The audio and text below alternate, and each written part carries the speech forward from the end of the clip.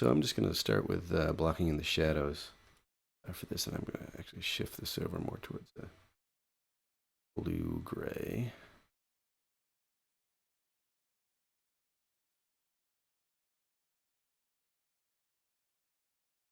The Blackhawk, always love looking at the rotor head. It's such an interesting portion of the aircraft. Just the the mechanics, all those moving parts.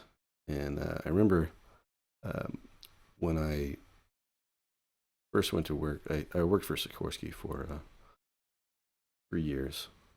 And when I first went to work there, just looking at the mechanics of these rotor heads was just really impressive.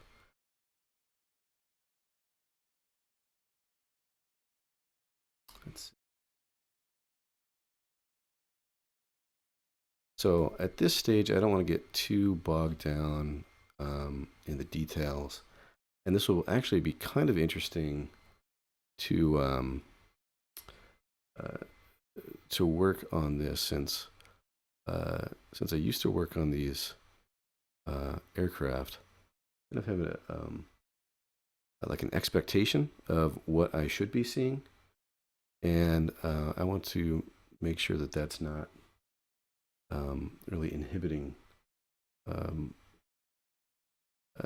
my interpretation of what I'm actually seeing. Now, this is a challenge in art for sure, where you kind of know what's supposed to be there. It's like you have this idea of like I know what a face looks like. It's got a couple eyes, nose, and you can throw it together, right? And then you're like, oh man, what have I done, right? And so there's this challenge of painting what you see and not what you know to be there. And so you actually kind of have to take a step away from it.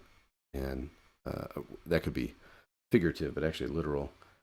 Step back, you squint your eyes, and if you squint down enough, you actually kind of lose all the details, and you just start to see what's there in terms of light and shadow. And if you start with that mentality, and you break it down in those terms, then it actually kind of brings it back to the level that we get kind of that raw visual input from. If you're thinking, I don't know, let me back up and try to explain this. When you see something, you're making an interpretation of what's there, and obviously we see things all day every day, and so our ability to interpret that data, it's automatic. So you see, I was using the example of a tree, but it's like you see this big cluster of leaves and branches and stuff, and for whatever reason, that's just so simply interpreted as a tree. But I think if you were to see that for the first time, if you were, from another world or whatever, and the first time you ever witnessed something like that, it might be a bit overwhelming. And so, same thing with the human face and that sort of thing. Our minds are wired to understand those things, to interpret those, and to make those interpretations very quickly. Certainly with the face, with all the different options of expression and so forth. When you when you see someone's face, you are interpreting their mood and all this sort of thing. And so, anyway, to step away from that interpretation and just lay down the raw data, it actually kind of makes it easier for the viewer to, in some ways, it makes it easier for them to make sense of what you're doing. Now, on another level, it's kind of the artist's responsibility to make some interpretations and communicate those. And so hopefully I'm going to move this over in my canvas here. Hopefully we'll flesh that out a little more as we go. I think that would be a hard point to communicate until we actually get to it. It's not very easily abstracted. And I actually think that was one of the points that took me a while to arrive at in my career. Getting to the kind of the meat of why am I doing what I'm doing? Like, it's such a weird thing to have an entire field, an entire industry, creating artwork that it is valuable. It hits us on this very human level, and yet it's so hard to define. Like, it's so hard to, like, especially starting out, to understand why it's important to do. And I guess ultimately that was kind of my deal with really any industry that I was in. I've shared with some friends that, like, early on, I so like when I was 16, I think, one of the first real jobs that I had was milking cows, and it was a really small farm, and it was a good experience, and I'm glad that I did it. Like, I think that it taught me a lot about life, and what's valuable, and I think we do often downplay those types of jobs in our society. But I will say that doing that, well, so there was this weird contentedness in it. Like, I actually really liked it. And it was just kind of raw and direct, down to earth. But then there was also this piece of me that was like, if I do this, like, if I learn to like this, then I'm going to do this forever,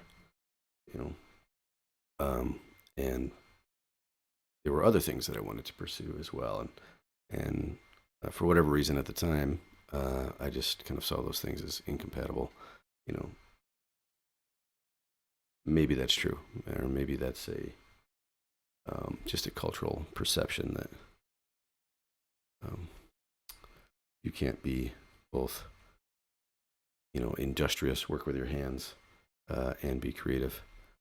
Kind of silly when you think about it, but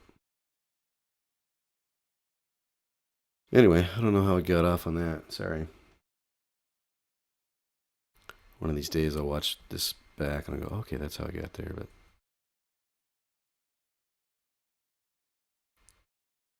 so making these interpretations about, oh yeah, that's why I got it now. Yeah, so the point that I was making was that we sometimes get to the point in our work where we ask why in the world we're even doing what we're doing. I think artists have the hardest time with that, but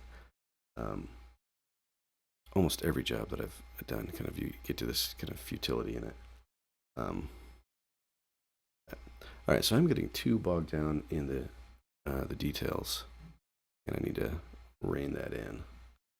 I say that as I'm like detailing out a few pieces here.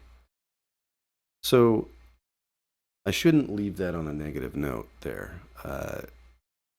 That this kind of existential problem of why do I do what I do. As an artist, I think it's interesting to communicate things visually, and I think anyone who's heard me say this might be getting tired of it, but there is just a simplicity in the way that we communicate. And so we use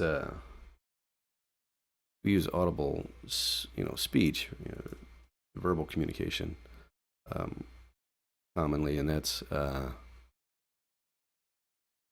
well accepted, right? As a um, as a form of communication. I don't think anyone really argues the value of being able to communicate verbally with each other. And when you think about verbal communication,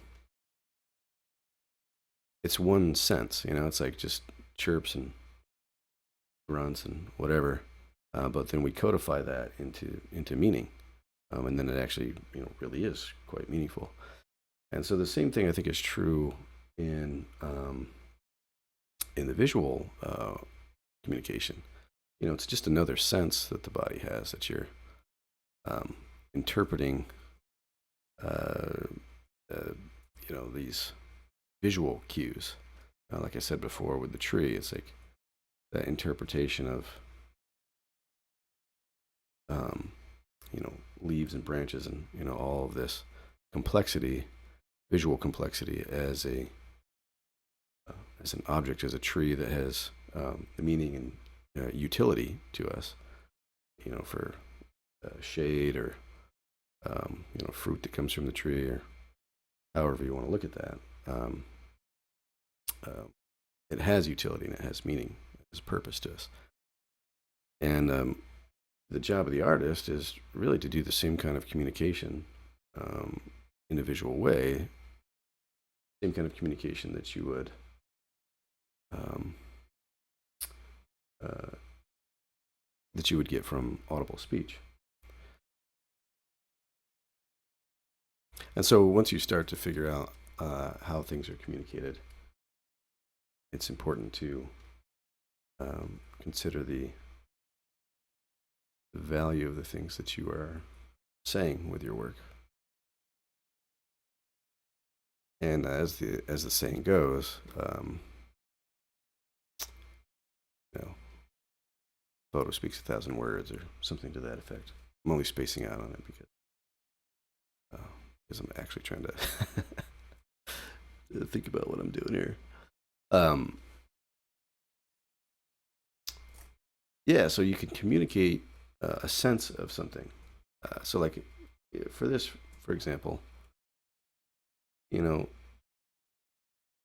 isn't like some kind of a lesson or a speech or whatever that I'm trying to give with uh, painting the rotor head of a Blackhawk, but there is a sense of this thing that when you see complicated machinery and you see these powerful machines, it inspires awe, and it's just it grabs you. It's interesting.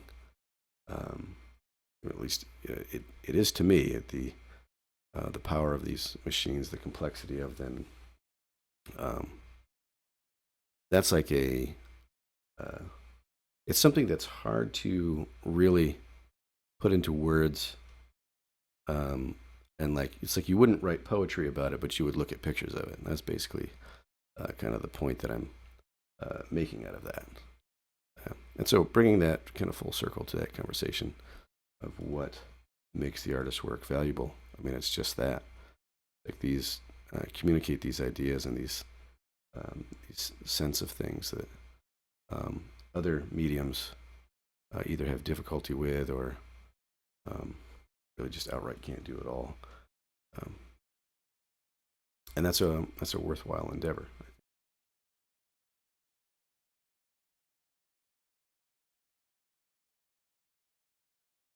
All right, I should probably back up, have a look at what I'm painting here. And in the image, there's a crew member kind of in the way of stuff, and so I might just paint that. I don't know whether I'll try to just imagine the parts or just paint the image as I see it. And again, from what I was saying before, would kind of make sense to paint it as I see it, especially for the sake of practice. But that's where you get into that realm of um, making decisions about what you're communicating. And this is one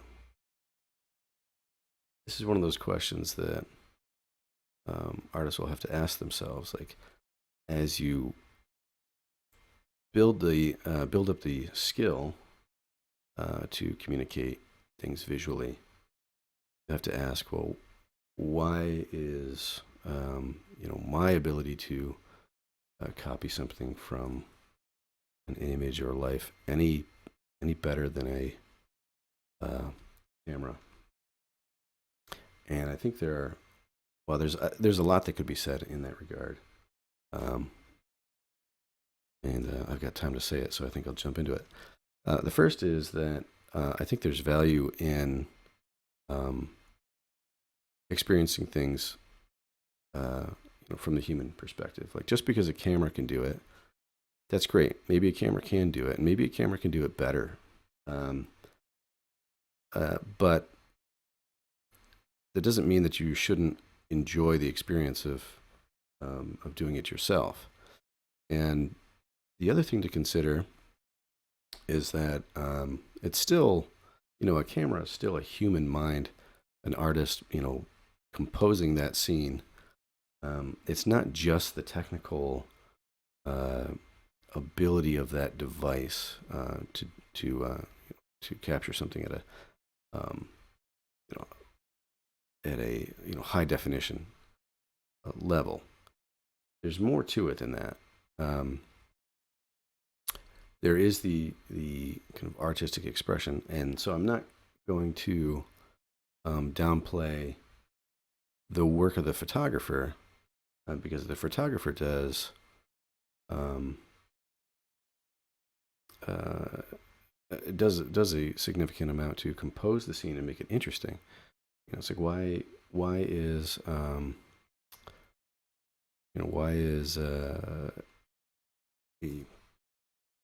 a scene in a movie that's well lit, composed, why does that work so much better than what I can throw together with my iPhone? It's not just the technology; it's all the thoughtful placement of the light and the characters and the camera angles and all that stuff. So that's another bit there. So that's even though a camera can do it, could do the actual work of copying potentially better than an artist. Certainly faster. It's a whole lot faster for a camera to do it and to learn it than it is for an artist to develop that skill. That's kind of not really debatable. But as I've said, there's still an artist behind a camera, and there's still value to the individual in pursuing those endeavors, even if something has been done before, and that's kind of true across the board for for many industries and for many parts of the human experience. Like someone's done that before, right? It's like just because someone has taken skateboarding to a level that you will never accomplish doesn't mean that you shouldn't ever give that a try. You shouldn't do it for yourself and for your own enjoyment. Oh, hey, Cameron, I see you there. Just check the chat. So there's that, and then I think a couple other points that could be made on that is that we are communicating. We are communicating ideas, and so this is a medium that you could have an AI become an artist. I saw that a couple years back. It was like Google. There was some kind of Google AI thing that would create artistic scenes, and that's actually kind of interesting. I think that's less intimidating than it is interesting, and more interesting to me than it is like oh no, people are going to be irrelevant when machines can do all this stuff. Like that's silly. Um, it's interesting to consider like art on a philosophical level as uh, as a communication of ideas. And so, if a machine is communicating ideas, well, that in itself is, well, a little bit concerning, but interesting, right? And that's not to say that it's now irrelevant for people to communicate ideas. That would be insane, right? Um, we have to keep talking. We have to keep engaging with each other, because that is the nature of being human. Is um, our ability to communicate, and our um, uh, I would say both ability, desire, and need. I mean, we have a social need um, to get our own ideas out and to hear what other people have to say, and that's a whole kind of like lifetime pursuit. So, um, so all that being said, that is my argument for why we should never stop pursuing the visual arts. Even as technology changes, I would say, even especially as technology changes, it really just unlocks the limits of where we can take it, and not necessarily um, uh, the reason for whether or not it's even a worthwhile endeavor at all. Right? All right, so at this stage, I think I'm going to uh, go behind this layer and start doing some blocking work here. So I've got all this kind of shadow stuff here, and so if I do a new layer, and this is probably going to look best if I use a different color than what I've started with here. And what I'm going to do is just block in different areas of light and dark. So what I started with was kind of the shadow. And this gets to the point where you're making more subjective decisions on how this thing is going to be communicated.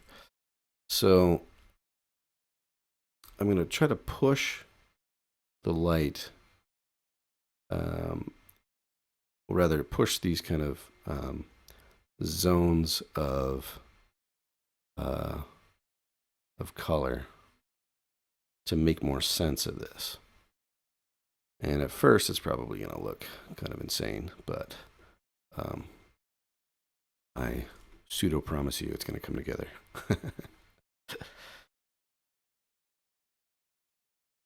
All right.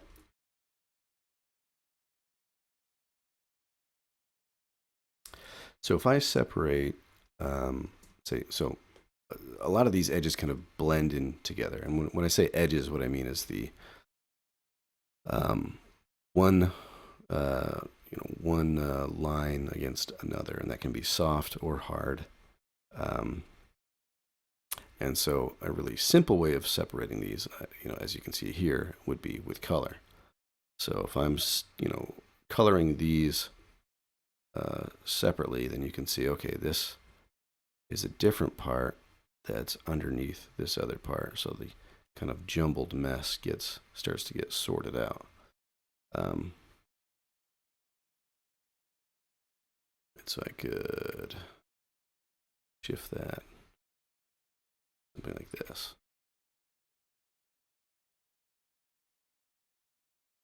Now, typically you would do this with light as well. So if I've got these kind of zoned in the way that I want, I can lock this layer, and what that will do is that'll keep all the pixel data where it is currently, and then when I paint, it'll just basically be changing the color of those pixels. It won't be adding any new information. All right. So get this to a point where I'm happy with it before I do that. In fact, I might never do that. It's just, this always kind of happens where I start to explain something and I go, yeah, I'll do that. And then like yeah, never mind. So the benefit of doing that is mostly if you've got something locked, uh, separated into different parts. But the fact that I'm using different colors would actually make that not the most direct path forward.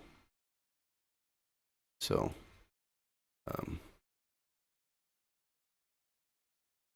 yeah, that factors into what I'm doing here right now. I'm not sure that that's making a whole lot of sense, so I might back up and reiterate that one. So what I'm doing is I'm blocking these out into different color zones. And that's to separate the shapes on the scene. And I can come back and adjust these, and I am deliberating over the best method of returning to this. And so if I've got them blocked out in color, then probably the easiest thing to do would be to go to a hue saturation layer, and I could even pin this down to the layer below so I'm not affecting all that background stuff. And so I can say I've got these greens zoned out, so I could select those, green, and then just shift them from here. So even if I want to keep everything, in this blue region, I can at least use this as like a kind of a template or a base to make all my adjustments. So that way they're separated out, and I can make these kind of distinct selections. I don't have to keep painting over these areas over and over. All right, so if I turn this off, you can see I've got that green. I've made my selection. I've widened it up here so that I'm going to capture all that green, hopefully. And then what I'll do is I'll bump that all the way up so that I can see what I'm working with. And then I'll shift that over. I want these kind of in the blue range. And then I'm going to take it back down. That's probably good right there. And then I can deal with the lightness of this region. So now I'm going to do the same thing for blues. So I'm going to go to my blues, which would grab this area right here. I'm going to bump all that up. Move this selection. We've got a nice clean selection there. And then now I can adjust this up, down, all around. So I can bring that back.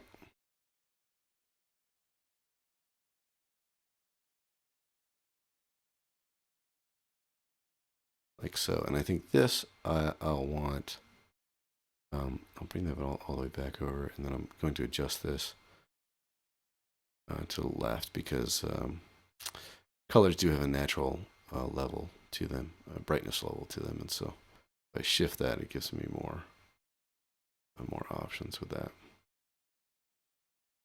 Okay.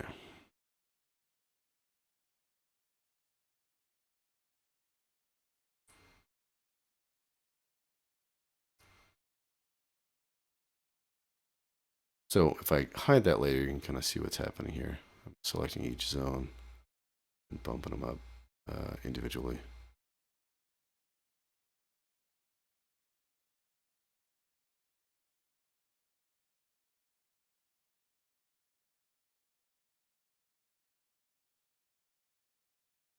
Part of what's messing with this is that I have a this document is in CMYK mode, and that's for printing. For anyone who's not familiar, I mean, any artist watching will know that, but that's for print. But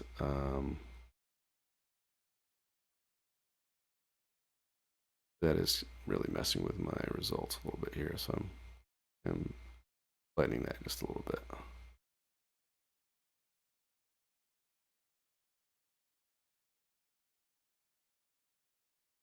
I just wanted to know that despite all other indicators, I do have some difficulty in my life.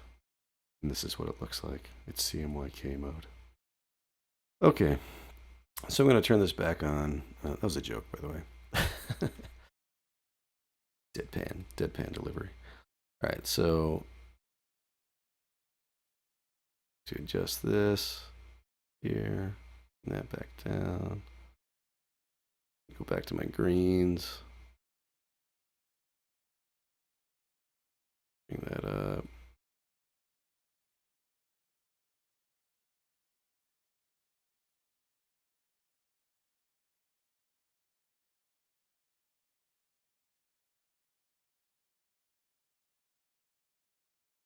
I think I should shift this over a little bit more. Get it to match a little more there. Okay, and then we grab my, what was this, blue? Yeah, so we blues. This was the one that I had the most difficulty with. It didn't quite, I think because the source was so dark, I can't quite bring it up as high as I need to. Bring down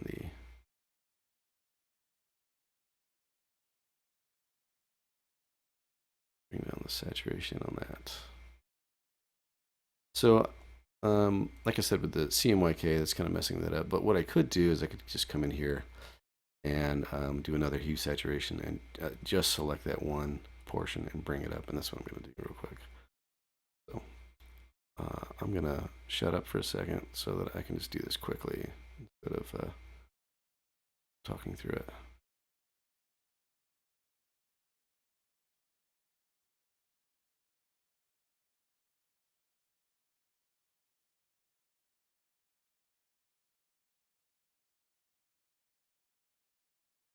All right, there we go.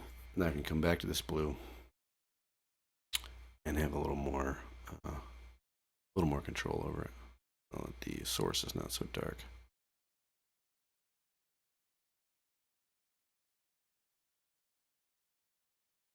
All right. So now I might make some adjustments to my shadow layer here. And debating whether to do that directly or to do it with a mask. I think it would probably make most sense to just do it directly. I'm going to make a copy of that and start going to town with this. And this is just cleaning up certain edges that I'm seeing in the scene, that are not well defined here on the sketch.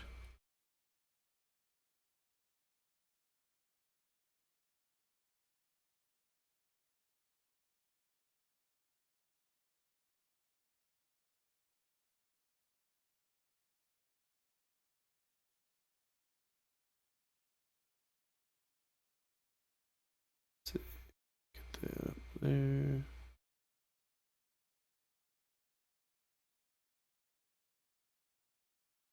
So, like I said, I had worked on these in a different life, and it seemed cool at the time, and then you actually get to to the job, and you're like, yeah, this is actually some days it was cool, and some days it was like working on a flying minivan. Like it was just like, all right, whatever.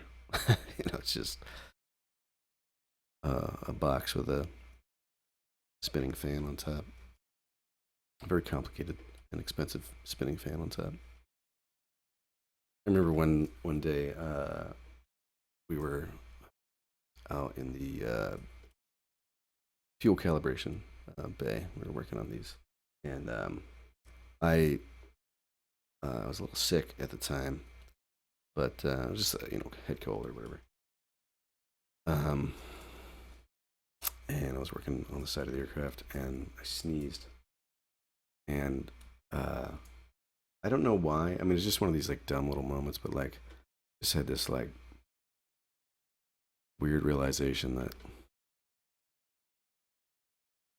I just sneezed on a $40 million aircraft. Like, yeah, I think if I were buying this and I was the customer, saw somebody just sneeze a goober on the thing, I'd be like, okay, right, get that guy away from the aircraft. I don't know. You can't take the humanity out of these things, right? Like most of these, uh, a lot of the process of these is built by hand. Just really kind of an interesting thought. Like see these, these factories where cars are like, just going down the assembly line, and all these machine robot arms are, going to town on these things, and then like some of the more complicated things, you just have to have the precision of a human hand and the and human mind, to problem solve, and which in its own right was kind of funny too. There were a lot of human error things that were just like, can we ever just get this right? But that's stories for another time, I guess.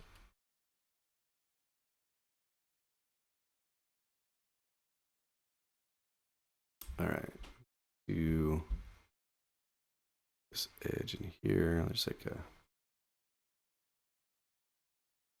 this object is kind of coming towards us in space, and that's not very well communicated there.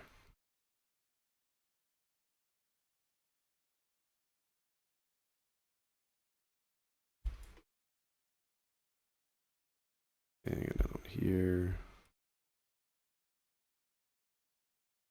And we should come back actually and do some of the positive space here, the bright lights. So like here's an example of that. I've got this, I've removed that, and then the layer below it, I don't have anything to to show that form there. So I'm going to come back and just paint that in like so underneath this layer that I'm working on, so that I've got the light underneath that I can work on getting that to shine through.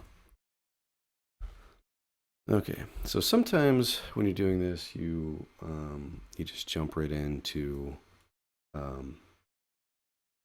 full color, and then sometimes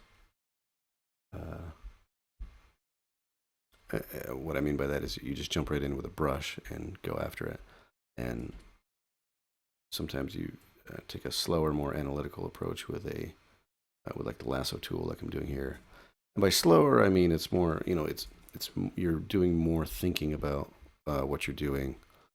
As far as the workflow itself, it actually can be quite fast. Okay, now this edge actually pretty smooth here. So I've got it kind of blocked in as a hard edge, but it's really, that's a rounded form.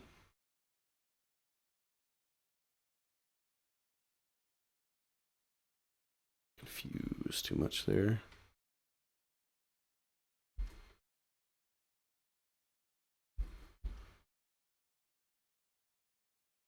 All right. And I think that, as I was looking at this earlier on, zoomed out, there are some corrections that need to be made in terms of, obviously this right side is much farther than the left. Now, there's actually a little bit of play there in these parts, because these are vibration dampeners.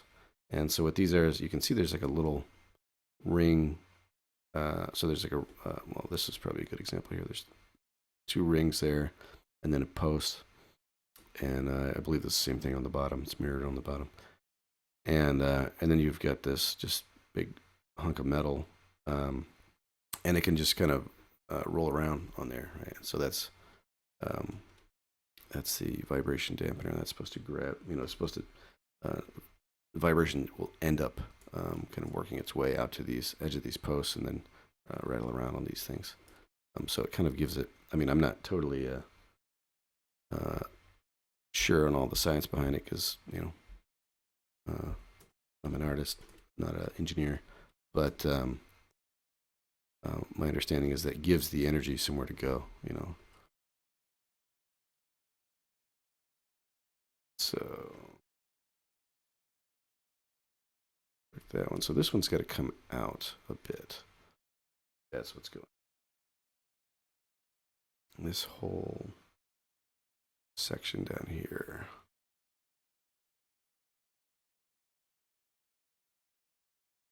Yeah, okay, so like this. So this ought to come out. I'm going to move it over here. And then I'm going to delete this stuff so that I'm not working over my drawing there. So yeah, this comes out to be there. And instead of trying to match all that, I'm just going to grab it and stretch it over. Easy way is hard enough. Okay.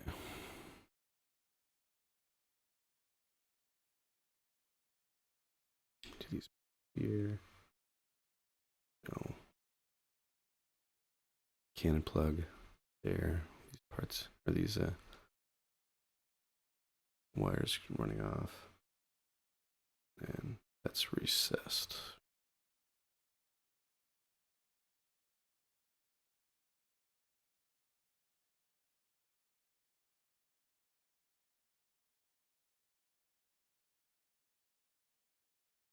And then we're going to do the same thing here with getting this information down in there. Getting some pigment behind our drawing. We can work from that. And we can actually cut away quite a bit from this. You don't need all of that. You don't necessarily need a silhouetted line on the outside of these things.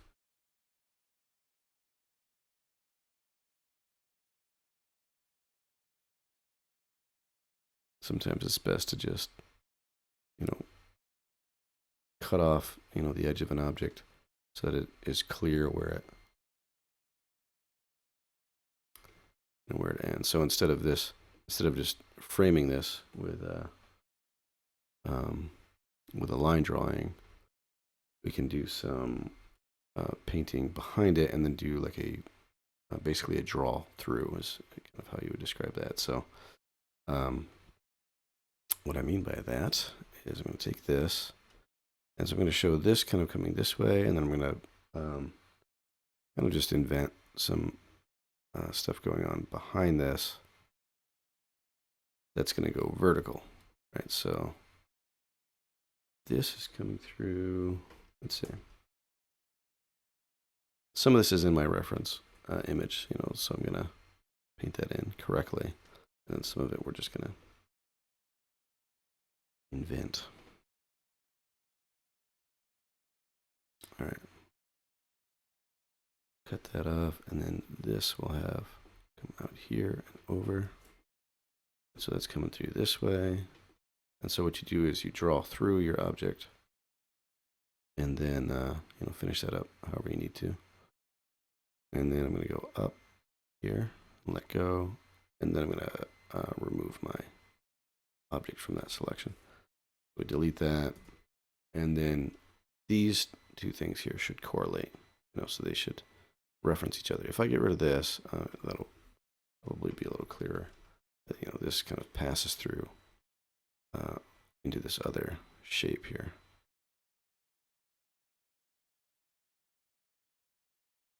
if we do some of the same kind of visual motifs there, it'll read a little better. And there are a few other things that we can do. We can lighten up this edge to get some reflected light.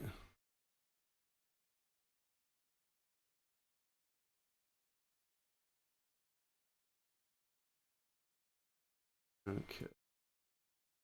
Clean up this edge.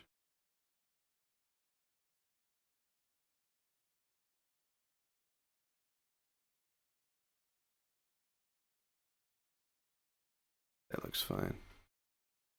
So, one thing to consider is that you want to lose some edges. Like, I'm doing this partly for study, where I'm painting what I see, and I'm trying to do this kind of more technical, hard surface. But for a painterly kind of approach, you would hide a lot of this stuff. You aren't required to show everything, and that's where you start to make decisions about how, going back to that analogy about audible speech, and how painting is just a visual format of communication and language. If this is a visual format of language, then you might want to edit, what you are saying to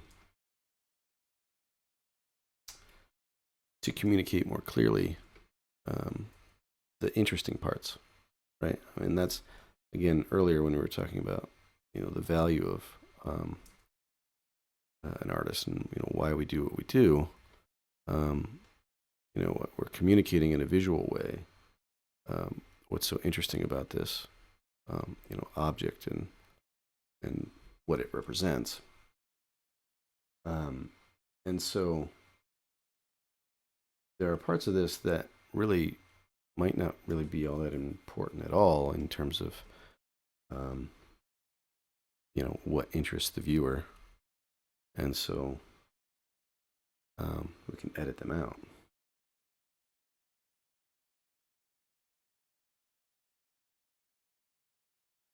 So what that would entail is, if there's a portion here, and in fact, I'm kind of doing it now, or rather, sort of undoing it now, where I've got this section down here, where I, in my initial sketch, like I said, you just kind of squint down, and all of these things just kind of blur into one mass of darkness or light, and you don't have to define, each, individual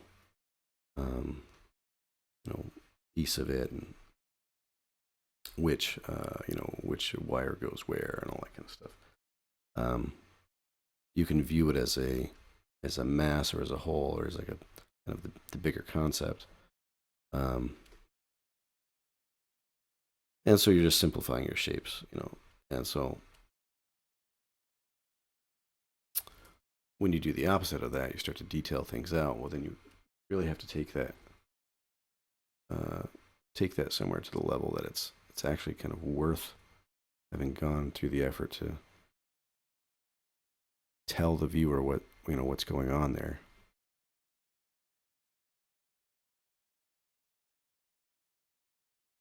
All right, let's see. This, I'm trying to figure out precisely what it is that I'm looking at. I'm going to come through and start erasing, and this is something that I'm talking about, a painterly approach to things. Here's a method that I'll use that I find draws a lot of visual interest. And that is, you block something in, we've got all these solid shapes here, and then once we start cutting away with this kind of rough rake brush for the eraser, and you'll see, you get these kind of interesting breaks on the edge that make it more of a painting than just a visual, copy of something. you can do this to follow the form and give some information like that. And you can also do it like on an edge. You wanted to break an edge, but this actually isn't a great example because I actually don't want to do it in that case. But if you wanted to break an edge, let's find an example. Maybe like this right here. You want to break that. But we don't want to actually completely make that one straight edge there. That's what's going to give you a more painterly interpretation of what you're seeing here.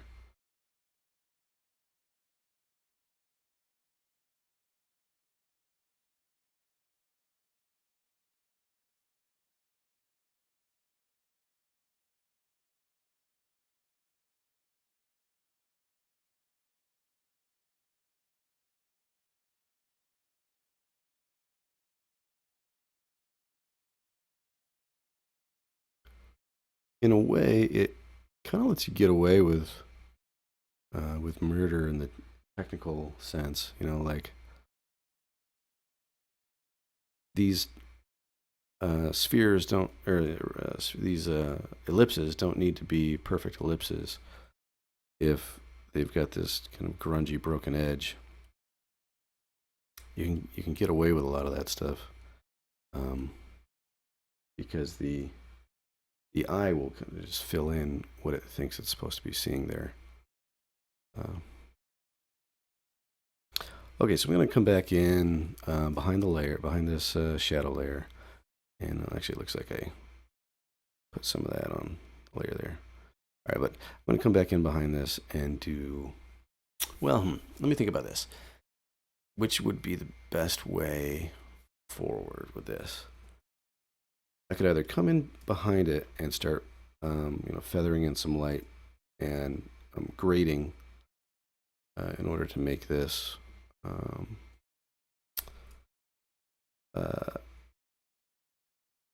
in order to kind of move the eye around the scene a little more. Or we could do it with a like an overlay layer, or we could do it with a blend if option there, which would be kind of cool. But I've been doing that a lot lately. Like virtually every time I do this, do a live stream, I feel like I'm explaining that whole process, and kind of drives me nuts. So maybe I'll do it a different way so that I don't drive myself crazy.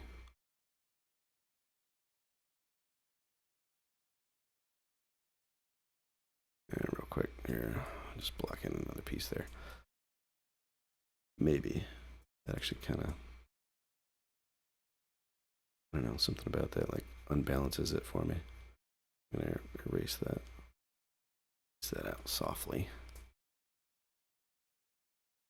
Here. I don't know. I suppose we can get back to the painterly aspect of it once it's more complete. We can come back and erase some of these things out. But let me just see if that is, yeah, okay, so that is on this layer, that all that is happening with this color shift there.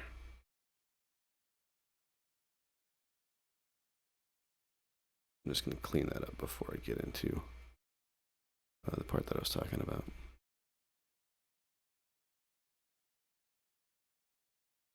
Oops. So I actually don't want this, that super delineated edge there. I want to blend these together.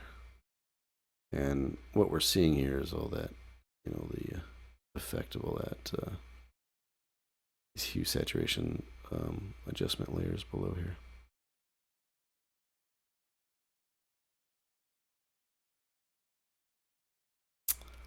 Was that Josh? Hey, Josh. What part looks like a deer? I need to know.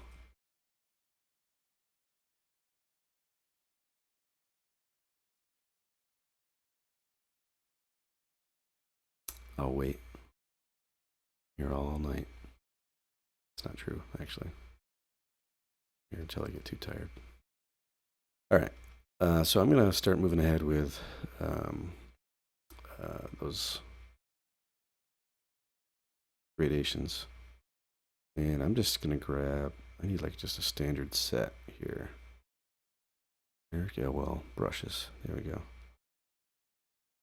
And I just need a soft airbrush. Look at all these brushes. Man, wouldn't it be awesome if you could pick these up for only $350 or $450 or something like that on ArtStation by searching Eric Elwell's painterly brushes? Wouldn't that just be a jest? All right, let's see.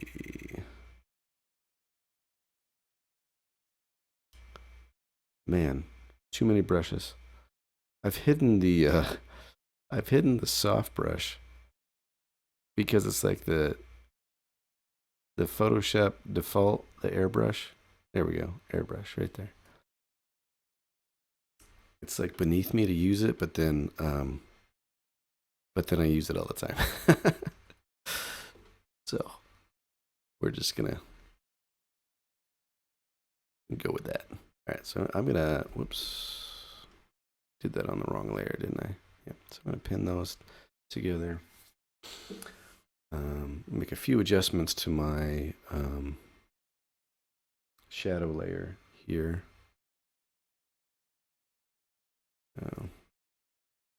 By pinning these, so when what I mean by that is I'll make this layer, I hold Alt, click between the layers, and then it pins this layer to the one below it so that it can't, it doesn't blend unless the layer below it is present in that kind of pixel area that I'm working.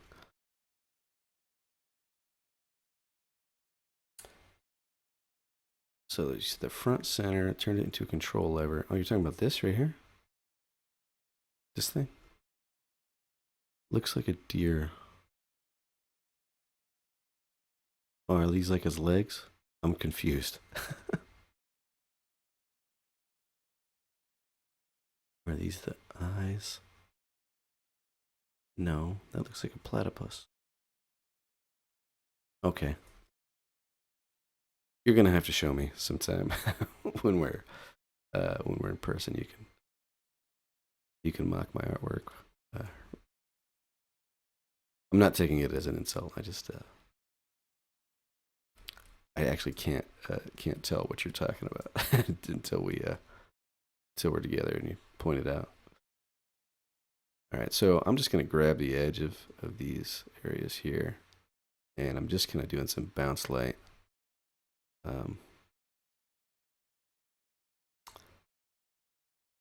So when you're painting, you want to consider the direction of light in your scene. Always. And so this was something that the more I started to approach paintings this way, I don't know, it kind of just took things to a new level for me, and that is to think about light as like bouncing off of a surface, and that each surface in your scene, can give you information about what light is around it by the color that you're using. So it's not just a matter of like painting shadows and making one part lighter and one part, shading, basically, lighter and darker, and these smooth gradations, that sort of thing. It's about considering this face here is receiving light from the sun, but this face down here is getting light that is bounced off of everything below it and bounced up and hitting it. And I think this illustrates itself more clearly in like an outdoor scene with like grass, you know, when like sunlight is bouncing off of the grass, and uh, you can see that green kind of hit the underlight of, or the underside of your subject. So all right, Josh, cool. Saw that in the chat. Uh, we found it. We got it. Rest well, sir. Yeah. So coming back to it, the light, hits an object, picks up. Well, I would say it picks up some of that local color, and then it comes back and bounces into it. I guess technically speaking, it's a wavelength, and when it hits a certain color, that color is then omitted, and then or that wave of that uh, band is absorbed by the object, and then the rest of the reflected light is what we're seeing. That's kind of the technical definition, but the practical definition is that light light will bounce off of an object and then carry that color with it to the next point that it hits. So in this case, where you've got a lot of matte surfaces and they're all the same kind of local color, that doesn't translate as well. But still, the light itself will make sense, and we can actually paint those in just to make it visually interesting. And see what I'm talking about.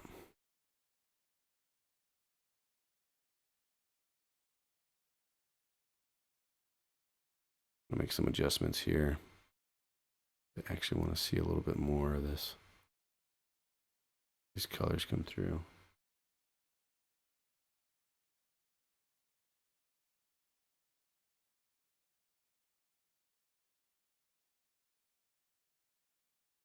Something like that.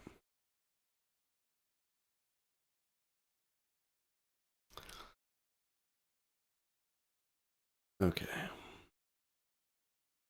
All right, so I said there are a couple ways that we can approach this. So what I'm going to do is I'm going to do it with an overlay layer. That might be just the most simple way to go with this. So you've got a soft brush.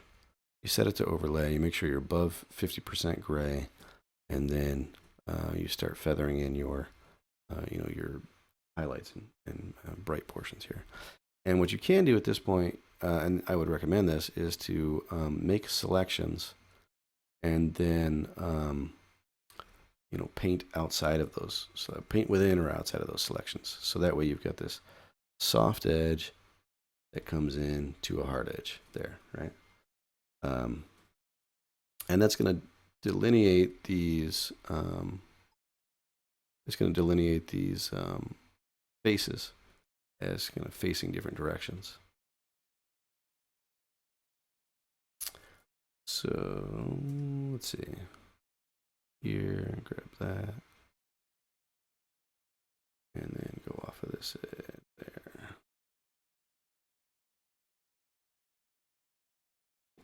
A little bit strong there. I'm going to redo that.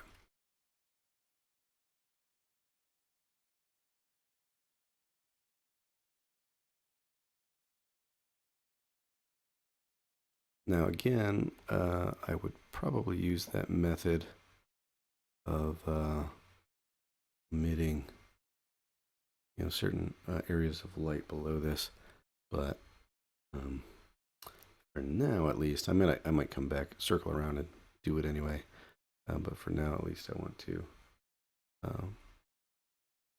just kind of push ourselves without that tool.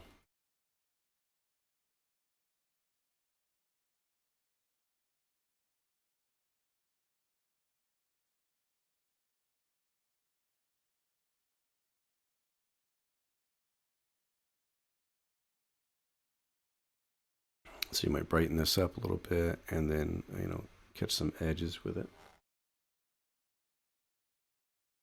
Should probably clean up this edge here. Getting pretty dirty. messy.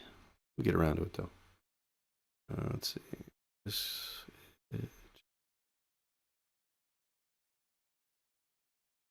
this whole portion here.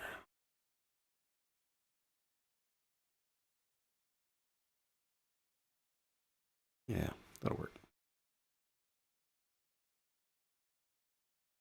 Famous last words. That'll work. What could possibly go wrong?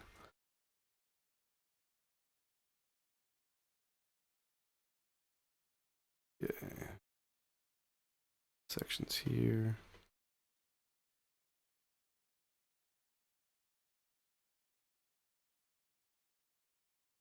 Hit this little doodad right there.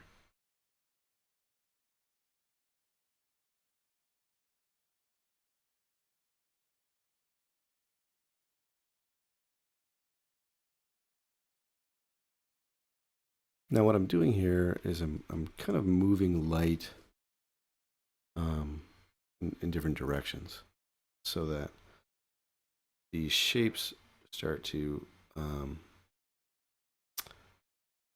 pop off of each other in different, so instead of them all blending together and becoming this like kind of soup of similar tones and everything, you're trying to vary edge to edge.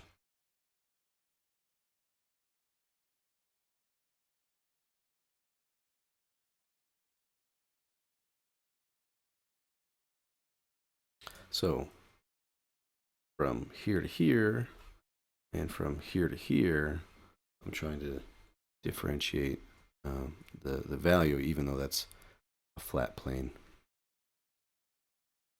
And while I'm here, I think I'll clean these up because they are bothering me.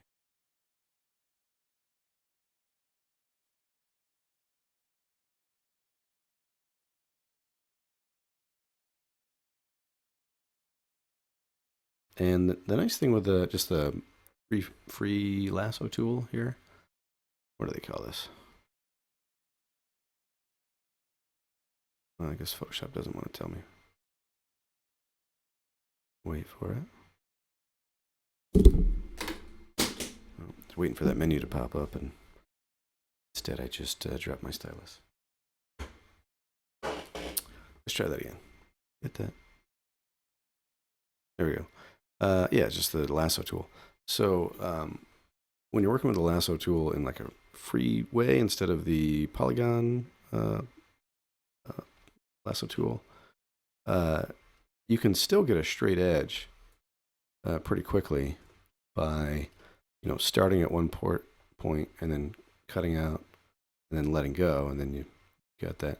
And I believe is it shift? So if I start and I hold shift, no, not shift. No, that's not it. Actually, I might be thinking about functionality from Affinity Designer, and that allows you to go freely, work very loose and kind of freeform lasso, and then you just hit a hotkey to constrain it. Excuse me.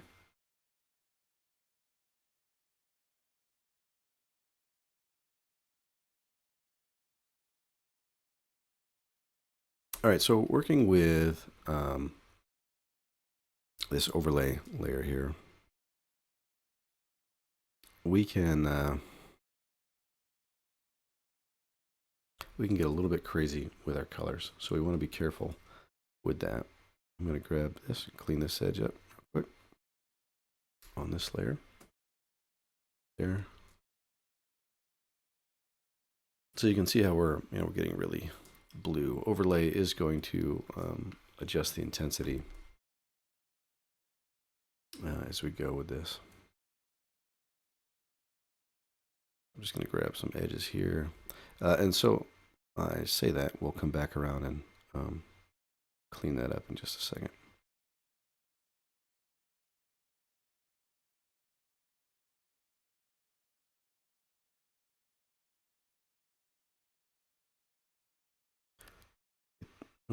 Wrong layer. Here we go. Hit those layers and bring those brighter.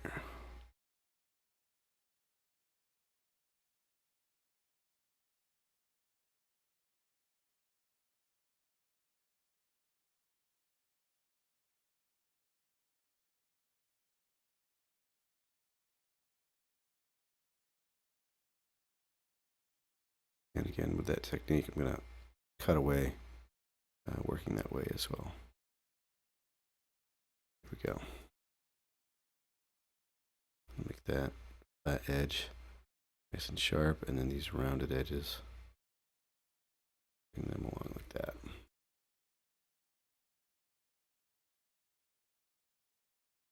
All right, now I'm going to adjust the color on those because I don't like how it's getting really blue like that. In fact, doing the opposite hue when you're working in overlay. So if I have like a base that is blue, and then I work in like a brown, orange, yellow, I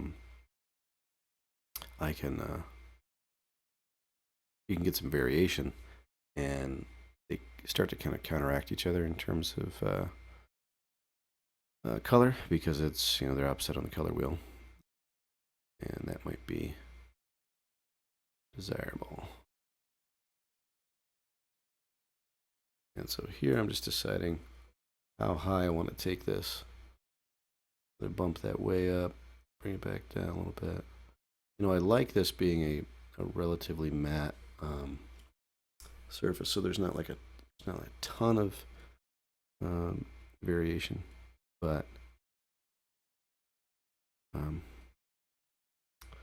we can actually play with this a little bit here. So if I lock this layer, or if we do a new layer and just constrain it to the one below it. So this is our overlay, and this is our adjustment. You could do this actually with a layer style even, but I'm just going to kind of feather in from the point that's nearest us, feather that in, and then we'll do a darker color here, and we'll feather that in on the point that's farther away.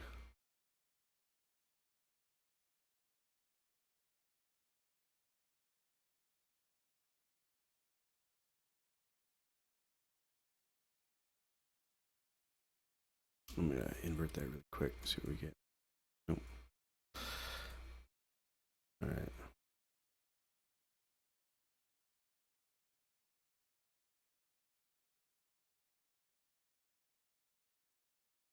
We'll compare these in just a minute. So what we're doing here is we're trying to get the closer edge brighter and the farther edge darker. And we're constraining this to the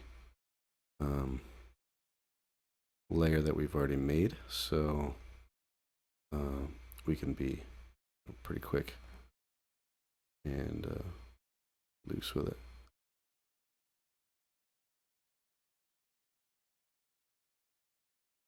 I like the hardness of that center right there.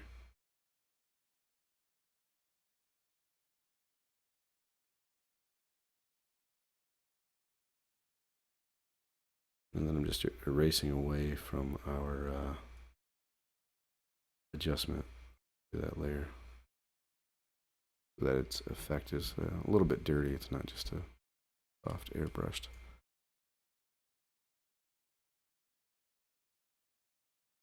And let's pull that away, put it back, maybe lower the opacity. Yeah.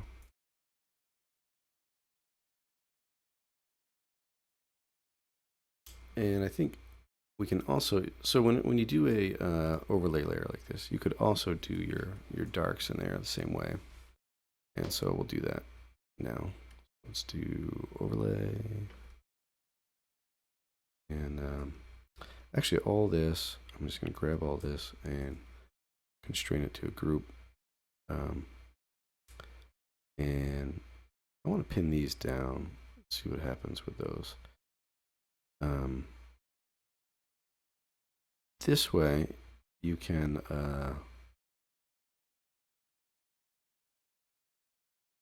You can constrain any kind of adjustment layer, or so in this case I've got this overlay is essentially an adjustment. We can constrain it to the shape rather than wherever we've painted.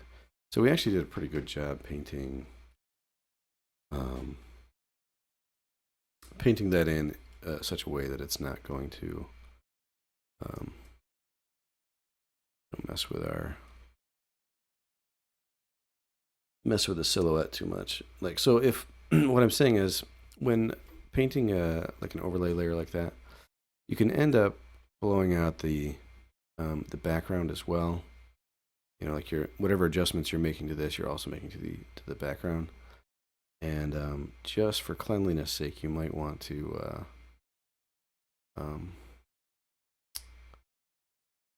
constrain that to a silhouette that you've got already defined.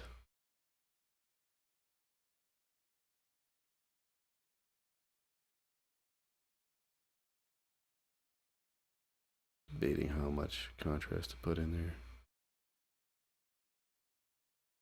At least on the light side. In the reference image, it's actually quite blown out, so I want to be careful that we're making something a little more interesting than that. Okay, so I've got my other overlay layer here, and I'm going to call this overlay shadow. And we might end up changing the blend mode on this, but you can use an overlay both for light and shadow, of course. And so we can use this to bump up, rather knock down our shadows and make them a little heavier. Like really deepen these recesses here. I think the important thing to consider when you're doing that is that you maintain your kind of spatial awareness. And that's what I'm working on here, is where, this pass through right there, you're looking through a hole to the objects, below it or behind it in the scene. And so we want these things that are below this to also communicate that they're kind of in that same value range, so that they become associated with each other.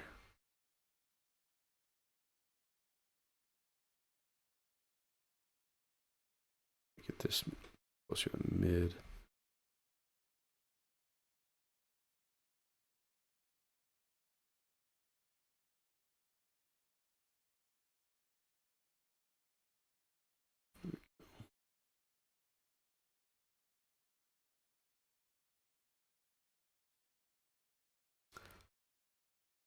Fixing here and there.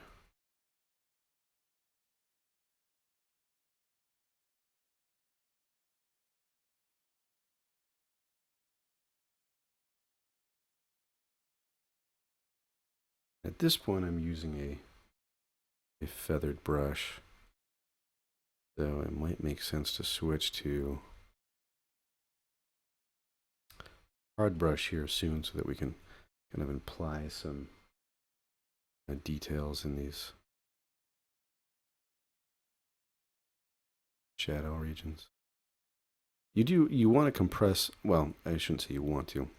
In this case, I'm going to compress some of the shadows a bit, and that is kind of just bring them together in value so they're very similar, and so that they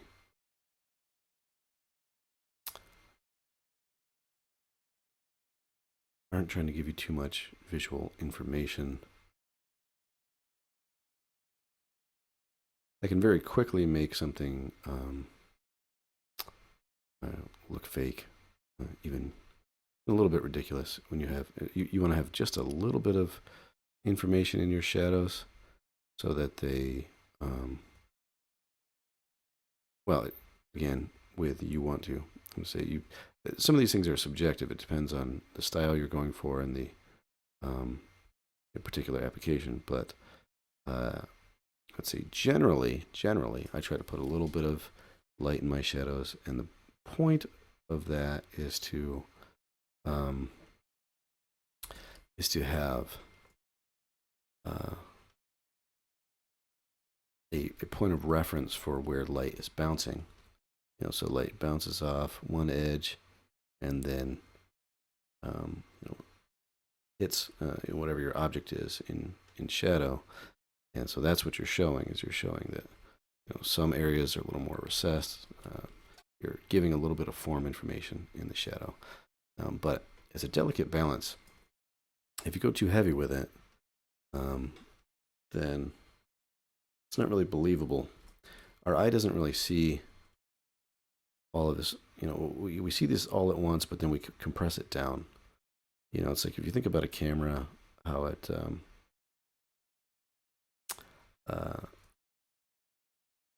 you're selecting your exposure. So if this image right here, like I said, the source image is a little bit overexposed, which tells me that the light in the shadows is getting more. That's getting more time on the camera sensor than it would probably make sense if. All right, so I kind of have to describe camera sensors a little bit. When you're exposing a scene, you're choosing like that range of light that the sensor is accepting. And so if it's too bright, then there's too much light hitting the sensor, and that's just going to be white. But you would do that if you wanted to, if you had really dark shadows that you weren't getting enough information out of, and you needed to get more light coming out of those shadows. So that's kind of in a nutshell, what I'm talking about there. And so generally, as cameras get better, this will kind of change. But like an HDR image, you get a wide range of values in the light and a wide range of values in the dark areas. But generally speaking, when we see things, we compress one region or the other. You're either looking at the shadows and the light is just bothering your eyes. It's so bright, or you're looking at the light region and your pupil dilates, and it's blocking out a lot of light so that you can see what's in the light portion. But then whatever's in shadow is going to be just completely compressed together, become one kind of just a shadow shape rather than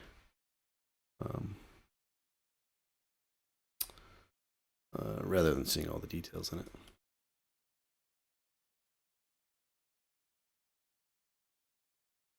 Sorry for that convoluted explanation of exposures. You don't always view things as a camera views things, but it is helpful to understand what's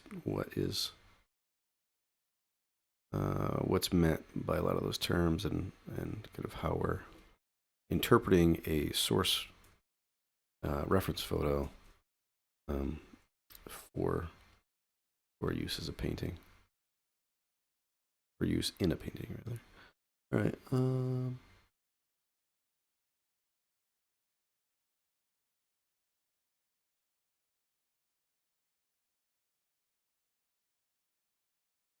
right. I will probably dial this all back, but before I do, I'm going to go grab a hard brush and I'm going to kind of imply some different areas of detail in here.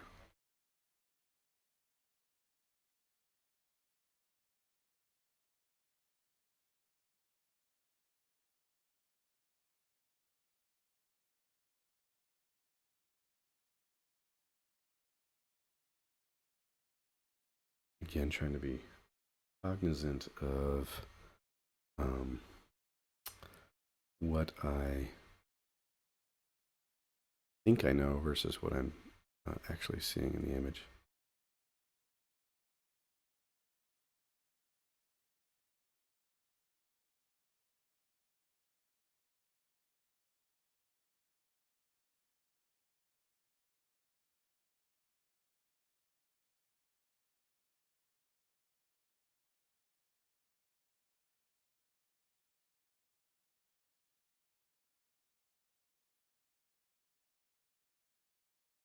In the future, it might help to have the reference on screen for, uh, I suppose there are simple ways around it, but I've been using this program called PureRef.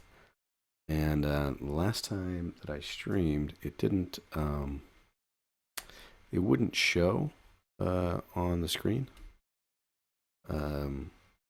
Like I could drag the application over, but it just it wouldn't show the source image in the stream video. And so I thought, oh well,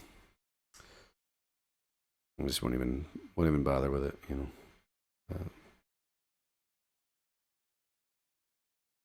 But if that really makes or breaks it for you, where you want to see what I'm working from,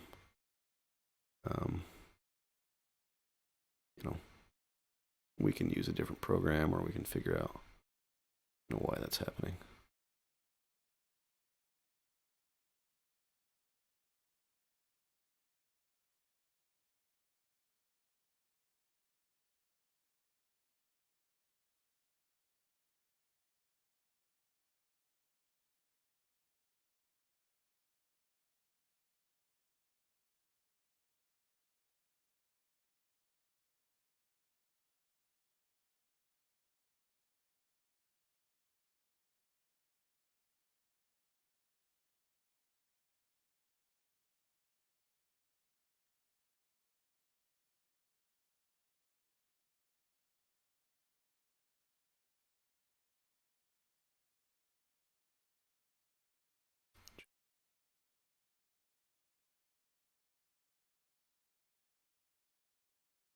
Probably zoom in for this so that I can use my whole arm for it. Yeah, that's interesting.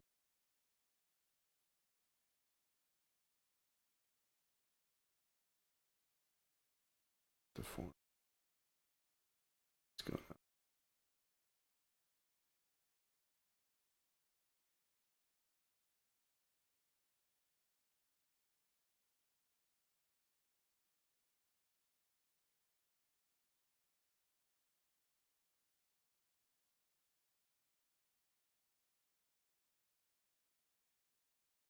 Finally, he's quiet. We can get a break from the constant.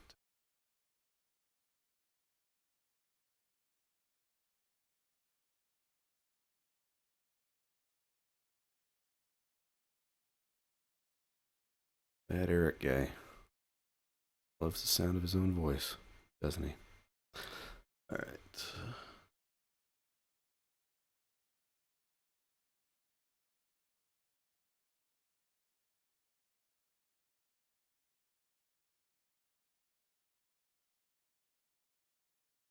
All right, I'm going to dial this back and see what happens.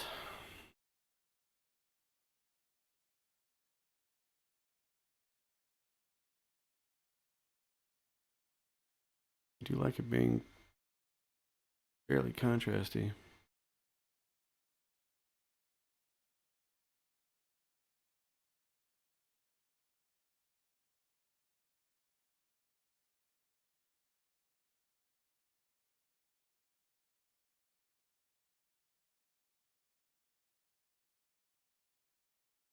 Play with the background a little bit here.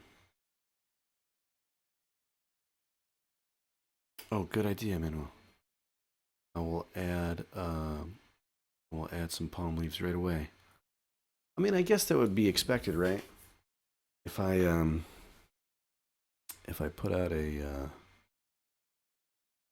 foliage brush pack, it would only be right to paint something with some foliage in it. Maybe this is like, maybe I'm doing this as like an escapist kind of thing. Trying to get away from what I've been doing. Honestly, like the real reason that I'm doing this particular subject is that I avoid it a lot. I avoid, like if I'm doing like a technical bit, I'll often just kind of imply that it's there. I mean, I guess I'm still kind of doing that. think, well, certainly we've talked about this before. That I tend to approach things more abstractly, and don't often I don't often go with like a line drawing, you know, analytical kind of approach.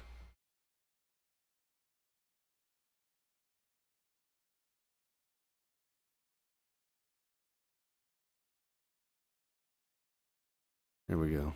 Just for you.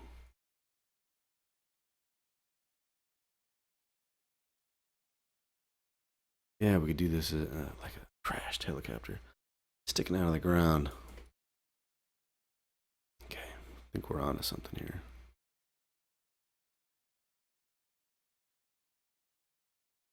Hold on, hold on.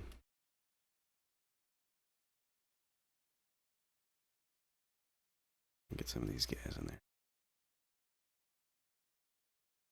Stamperoo.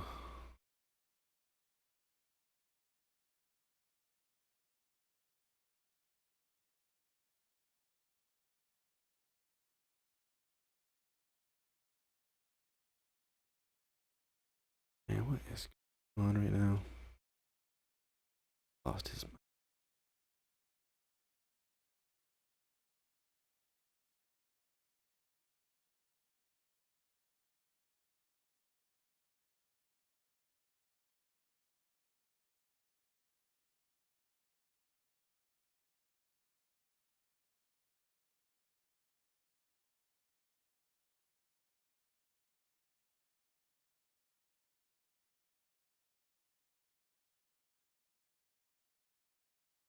I'm not talking because there's nothing to say. It's just, what am I even doing right now? I don't know.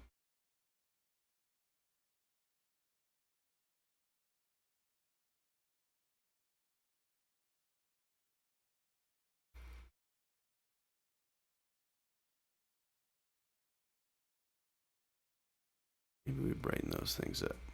Go. Palm, branch, or fern colors here.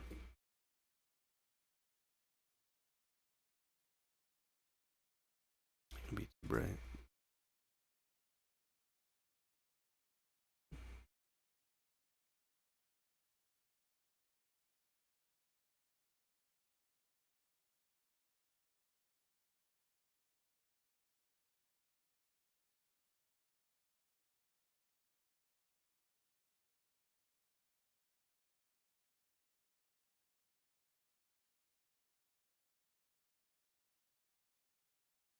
There we go. I'm gonna darken that up just a wee bit.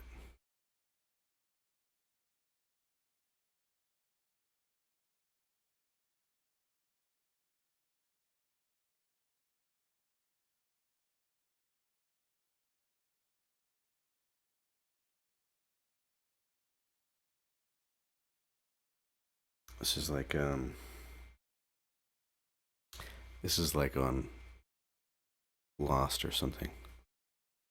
What is that rotorhead doing halfway submerged in the ground? How did it get here? Find out on the next episode. And then you don't find out, and they never talk about it ever again. I'm not bitter or anything.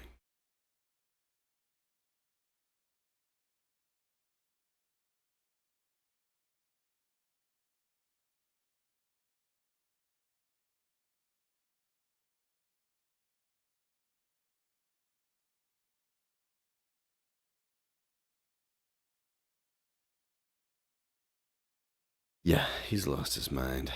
Okay.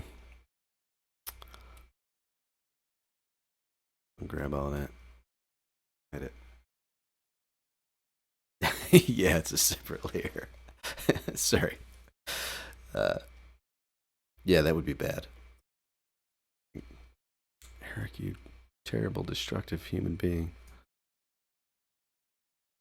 Okay, we could go a little farther with this, but it's already almost 11 o'clock. I'm gonna um,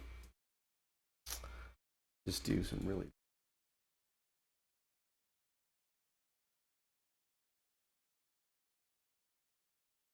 Let's see.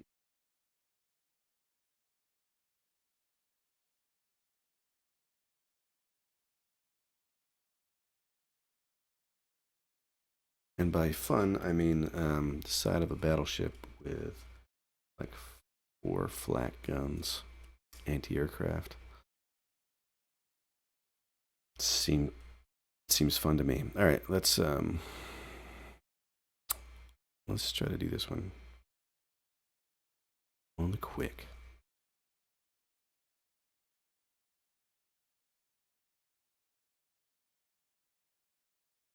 In here.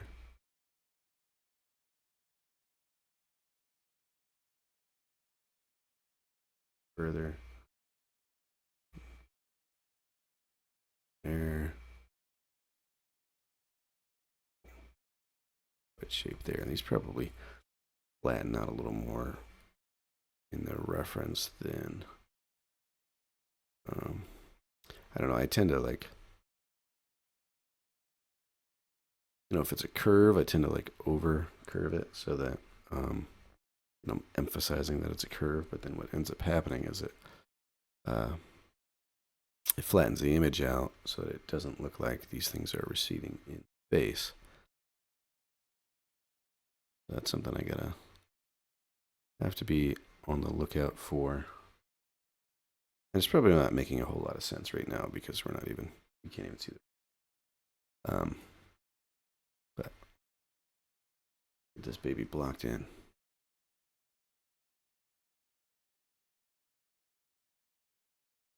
All right. This actually is the reference is pretty interesting to work with. So there's like these little alcove type things that each anti-aircraft gun is located within, and they have like these kind of flat shields. All right, so this comes up here, comes over, and then like so. It will all make sense eventually.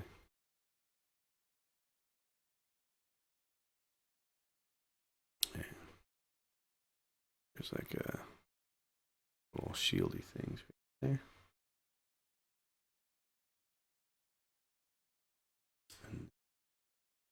And here. There.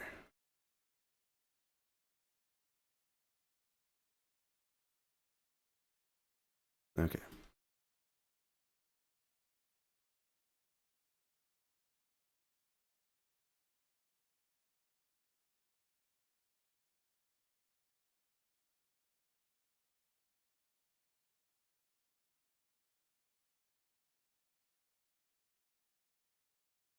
It's actually pretty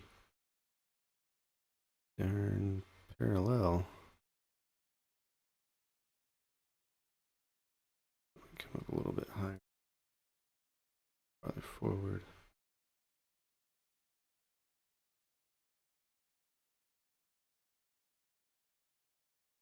In the reference image, the crew are kind of blending into the flak guns, like they're all kind of dressed in the same gray.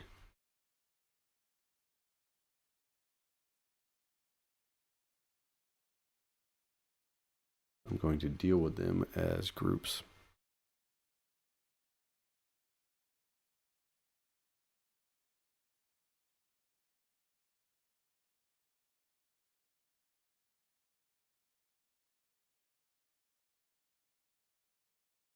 Just groups of color. There's another one there. There's like a dude right here. A couple of dudes.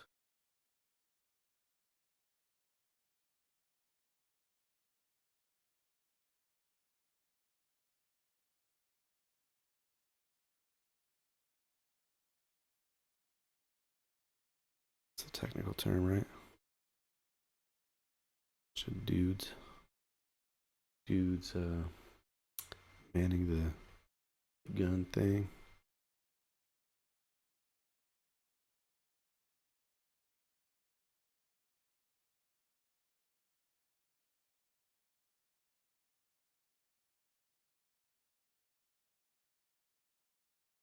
This guy kind of blends into these other dudes here.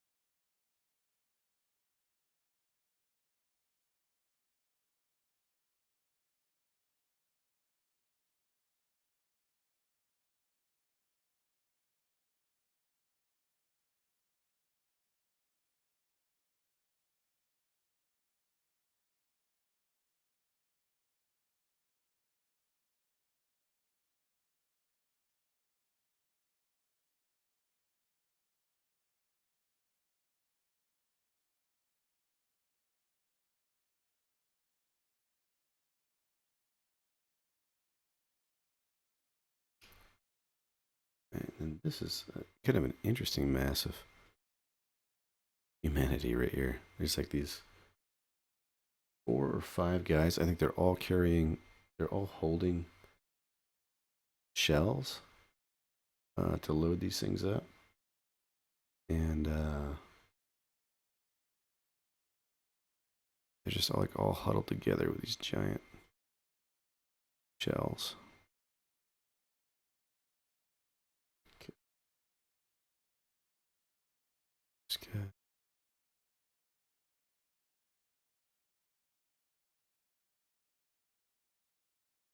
Another dude up top. Here. Not at all a complicated scene to be diving into, on the quick. But I think it's fun actually to try to dive into these and figure out how do you abstract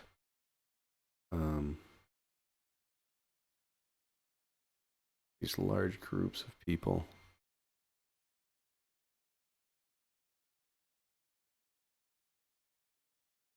into something that makes sense without spending all day doing it.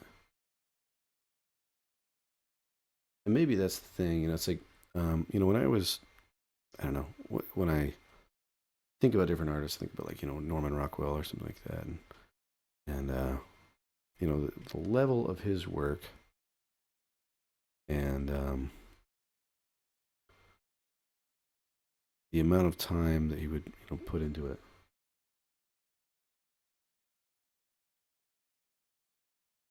It's hard to I don't know, it's hard to really, I don't know, have the patience necessary to do some of that stuff.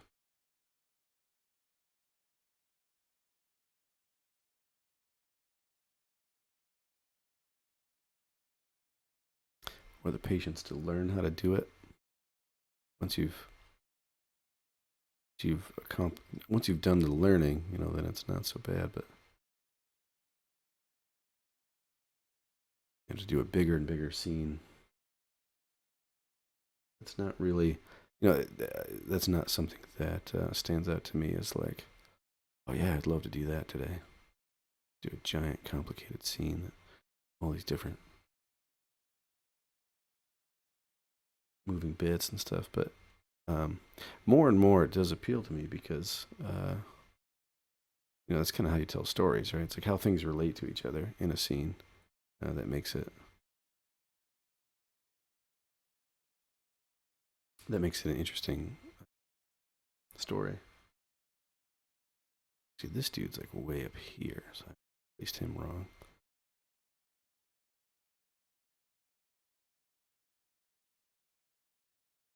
Okay, so let's introduce a third color here.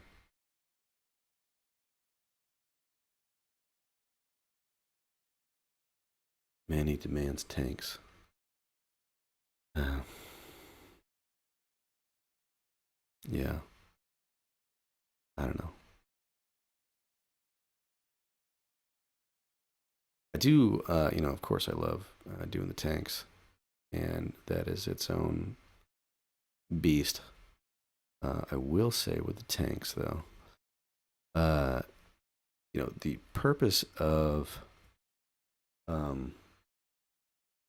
of these live streams is uh, to do something that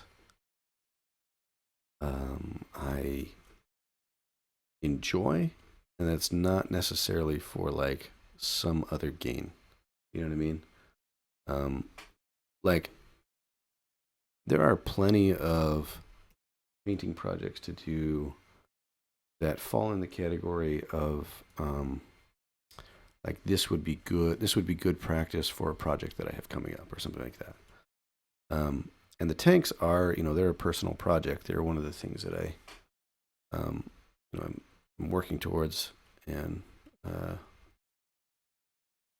the personal side of it is like, yeah, I like these, I enjoy them. But then there is another side to it that is really, taking them seriously and trying to turn them into a product. And I want to actually guard this time, this painting time, as like time where I can kind of freely explore and not feel like there's, uh, an objective that I have to take care of. Um, like if I had to study trees or something for a project, um, that's great, but like that's not what this time is for. That's basically what I'm saying.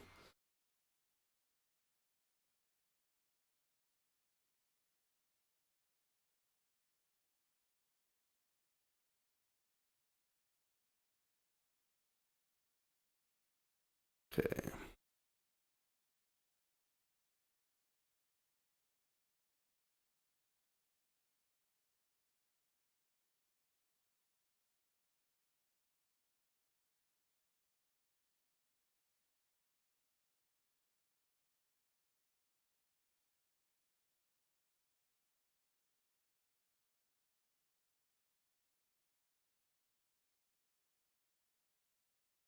All that to say, no tanks tonight. Um, I do love those tanks though. Last week did a tank because, uh, well, for the same kind of reason. I felt like at that point it wasn't really work. Like it wasn't like I gotta take this seriously, do a great job on it or whatever. It was like I've had this idea for this imperialist tank, this Napoleon tank thing, but just have not had time to hammer it out. And so that was like my okay, I don't have time for that. That's something that I've wanted to do, and we'll make time for it. Um,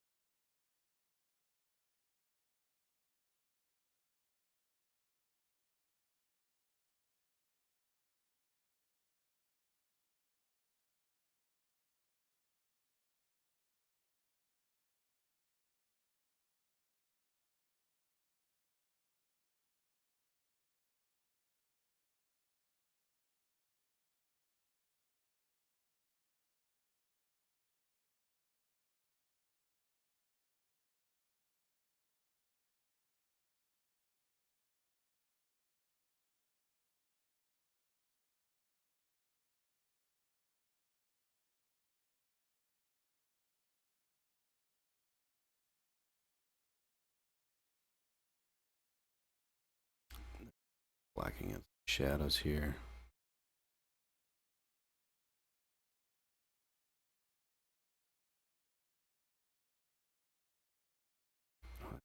Didn't realize this guy was in the image. This dude's like kind of sitting up a higher tier. Didn't actually really catch that.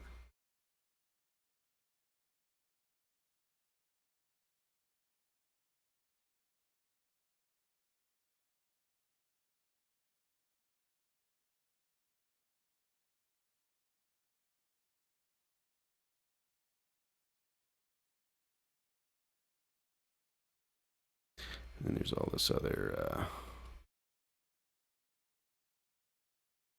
stuff going on in the scene, like tackle on the boats and all that kind of stuff.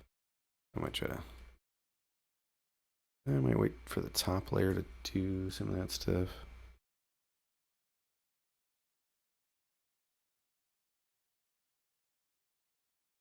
Maybe dial it back a little bit here.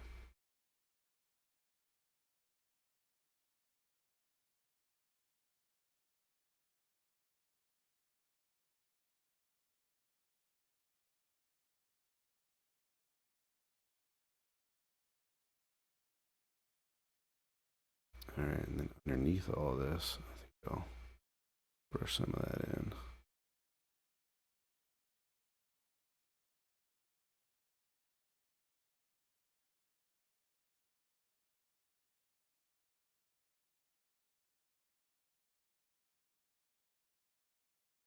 All right, and then for all these dudes, probably merge these layers together. I think that would make sense.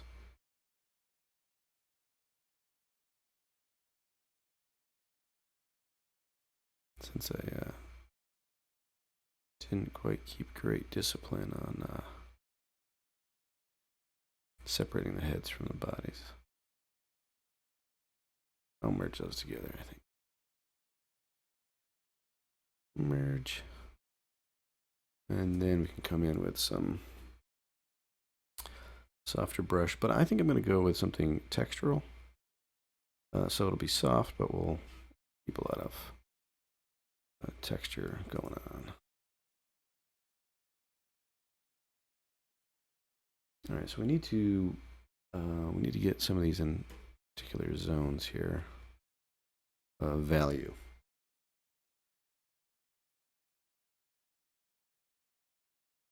So if I select this guy here, and then I bring that down,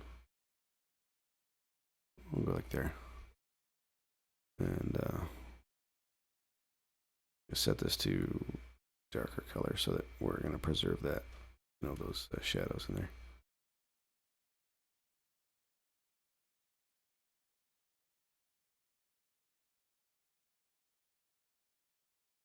Come in. Gotta make some implications of form.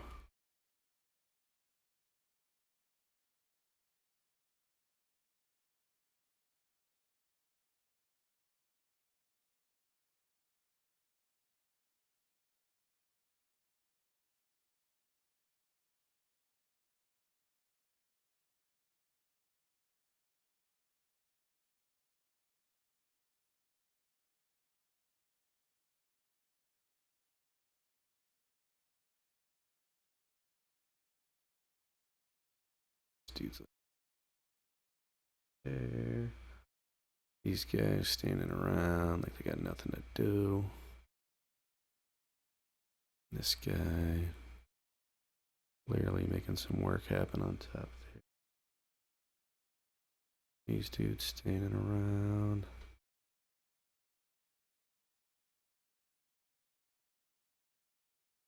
I'm sure they would love to be told this, from this photo. Yeah, I saw that photo of you standing around while everyone else was loading the gun. That was a really cool photo. Yeah. I think I would probably have a hard enough time just staying upright on a ship, All the waves tossing and turning and all that stuff. Not my jam.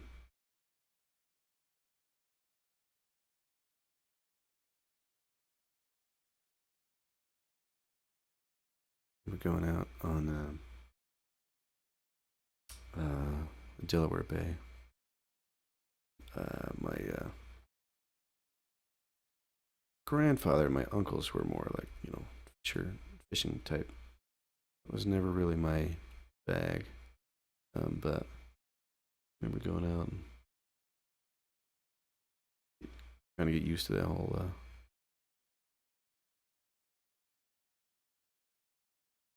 sea legs, whatever you call it.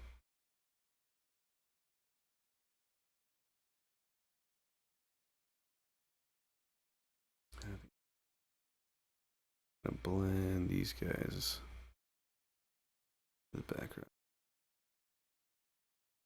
back in space.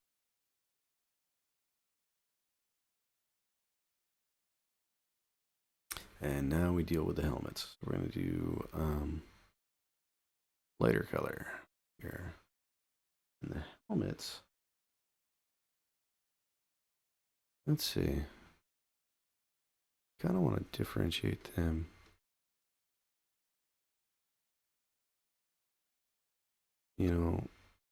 From the body, like in the reference, they're actually not that far off color wise.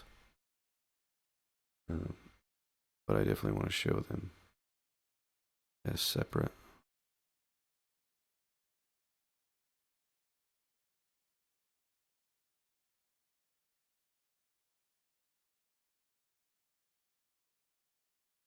And this is a kind of a textured soft brush, and I'm just kind of rolling it, those forms there.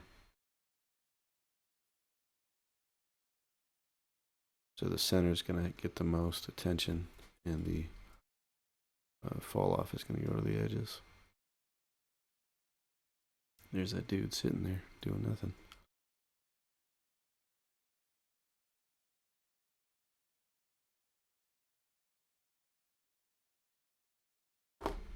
Suppose we could get a little bit of color in there. Why not? Start painting.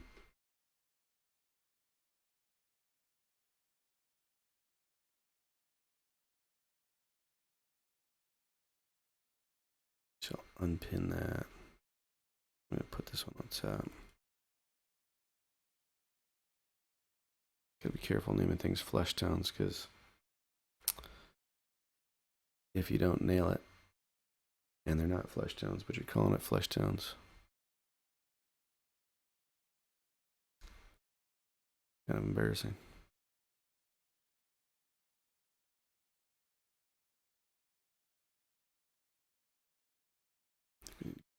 Brighter with that.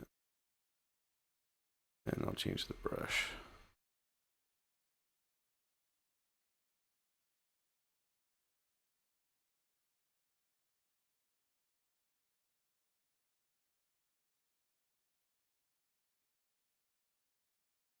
Weird arm position. What's that?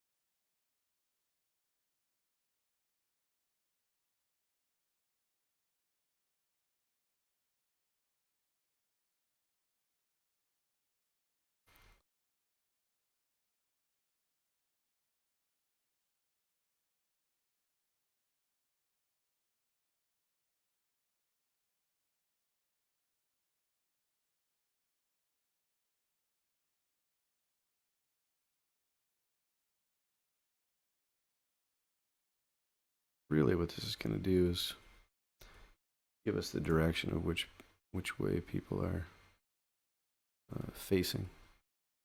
And you can get away with a lot with helmets. Just kind of put a whole bunch of round objects in a scene, but then once you start showing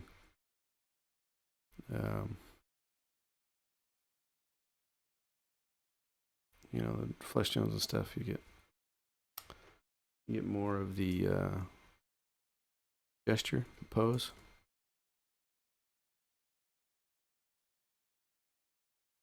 Let's see. We may need to come back and do some adjustments here.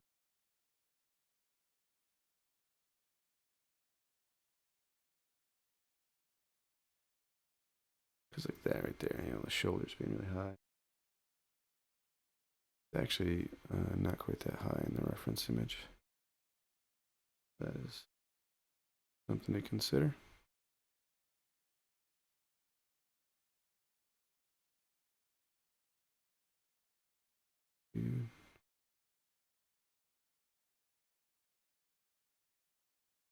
Yeah, and I'm going to start dialing this back because as we're receding in space, they shouldn't be as strong.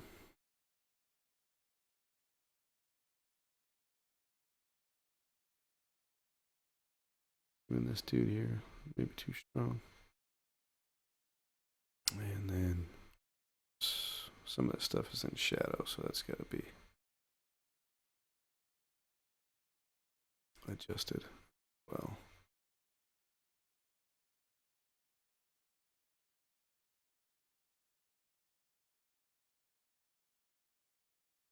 And then I will adjust this guy's pose. One.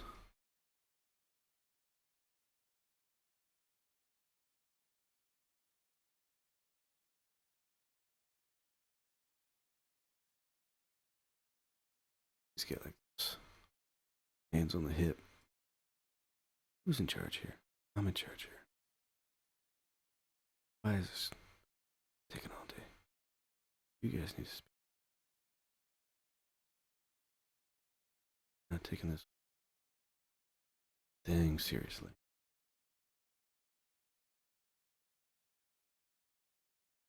Okay, and I guess we can adjust the guns a bit.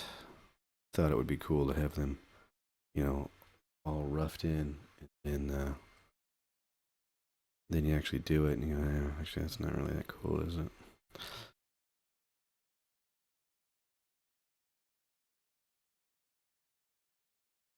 Might have to make that.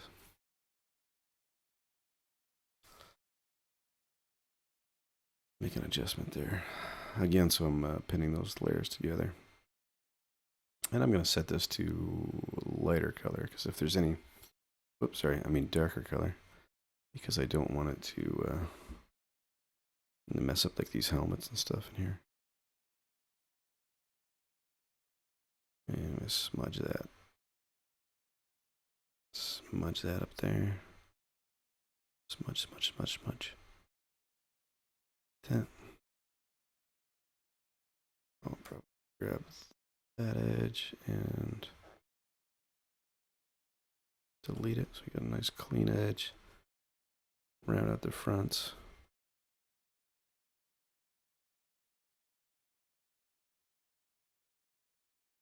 Cleaner edge on that one.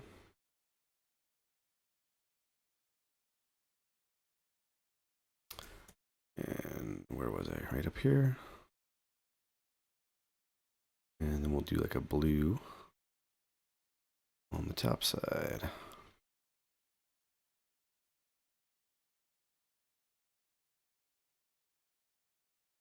I'll have this brush right here. Yeah. The nasty square brush. Just magical.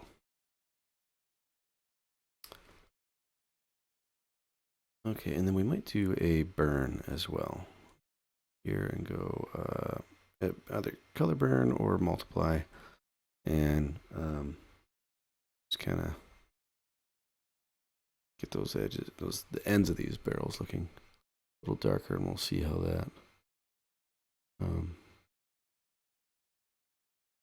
that plays out for us.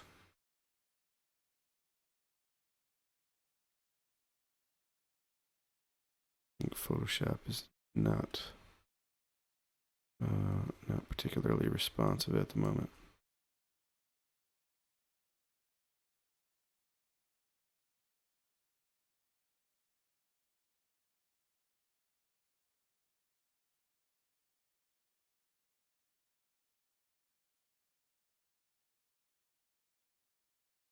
just do a real slight one.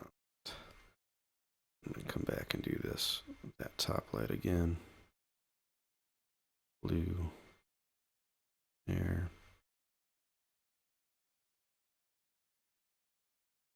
These guys here a little bit too light.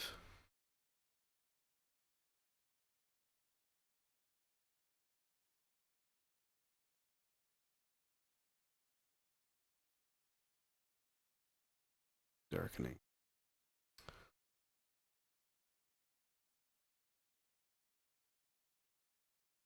It's a negotiation of sorts.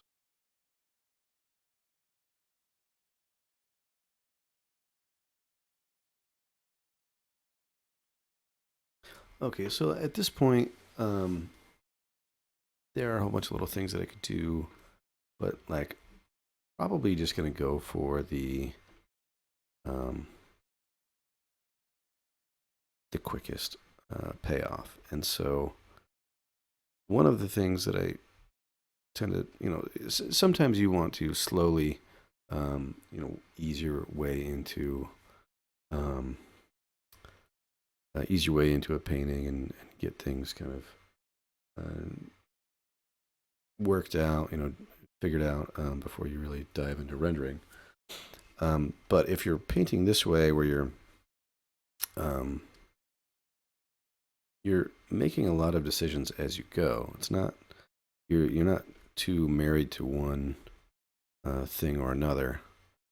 In terms of this is my drawing, and I have to stay true to my drawing. And if I deviate from that, then everything breaks. You're working in more of a block-in type method, and that lets you change things. In my opinion, that's certainly you need a little bit of confidence to approach it that way, but it allows you to kind of compose with shapes and make those changes as you go. And I like that. I think that's a rather fun way to work. Whoops, wrong one. This layer right here.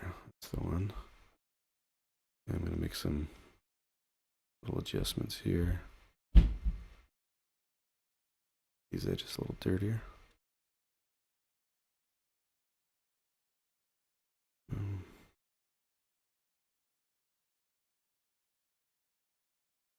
Sounds like one of my kids woke up upstairs. Here's some stomping around.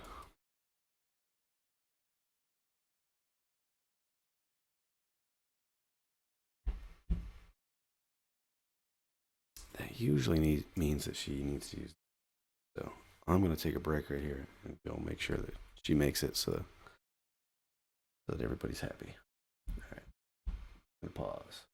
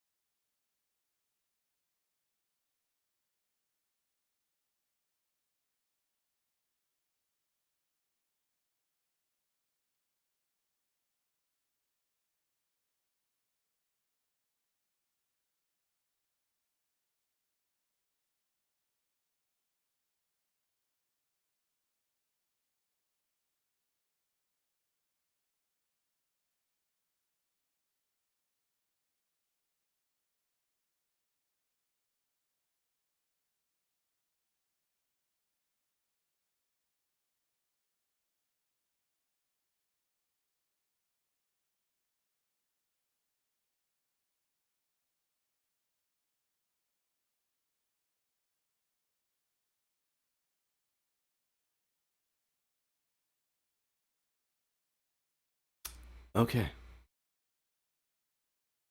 Crisis averted. Everybody's okay. Yeah. My 6 year old, she wakes up in the middle of the night, just use the bath.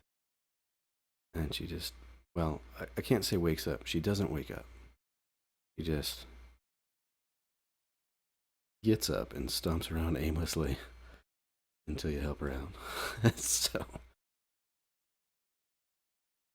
all right. So I was talking about doing things that give you like a quick payoff, and so I do an overlay, and I think we'll do this. I think would probably lend itself to a warm overlay. We'll go just a little bit warm and a little bit north of middle gray. And we're going to paint in some light here.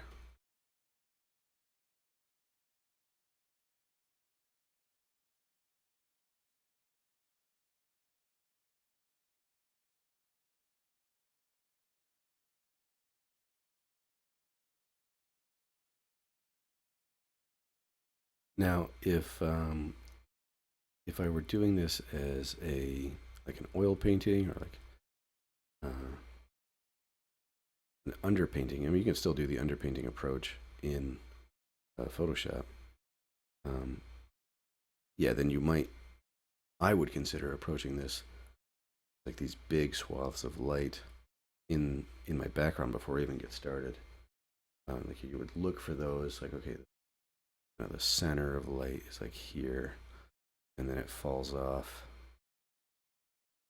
north and south of there. So I'm going to do now the opposite, where I'm going to grab south of middle gray, and um, actually, judging by my reference, I'm going to go just like a little bit, kind of almost in these pink purple tones, and I might need to go even darker than that, and then back off a few of those test brush strokes. What was I saying? I was saying something. Right. So uh, an oil painting, you might start with um, this gradation in your light. Like if you wanted to have like a central area that's lit more than another, you might start there and then block in all your shadows, because in your shadows, your value is going to be essentially the same. Unless you have bounce light or something like that going on. Um, let's see. And what I mean by that, if I take all of this, let's say this all the way down to, yeah, that's the layer right there. So, you might start like this, even if I take these out like that. So you start by putting your bright value in the center, then you block in your shadows, and glaze over your color there. I mean, obviously, I think you would start with that tone in the middle there. Um,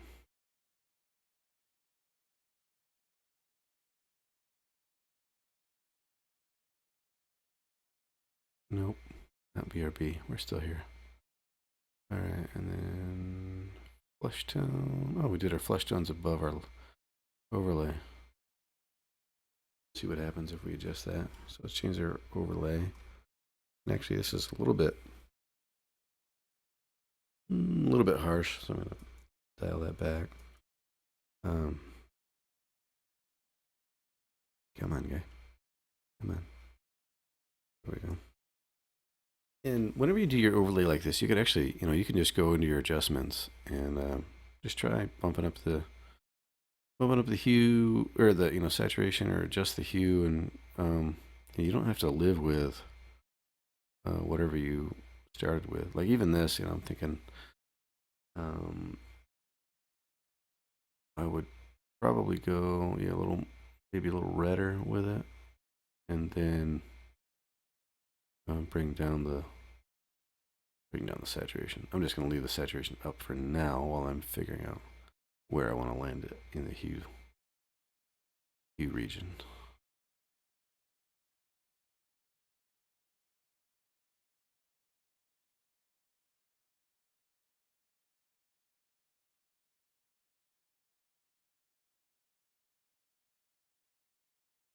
This is where Photoshop gets non-responsive.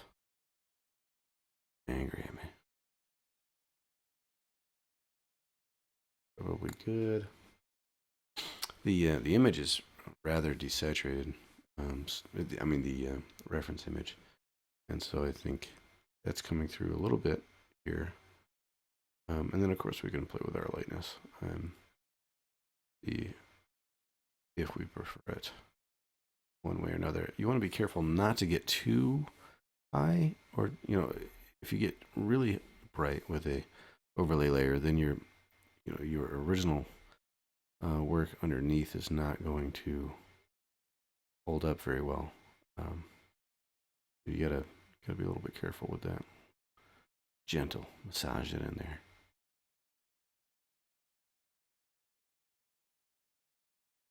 Go just a little bit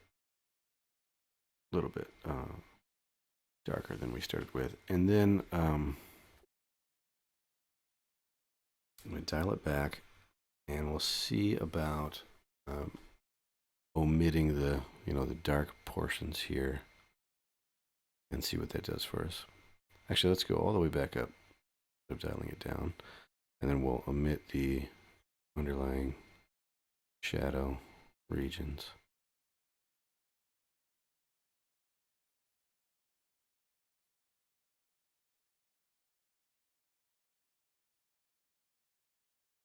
Something like that. We want to pick up just a little bit of it because it just gives us some kind of fun texture variation.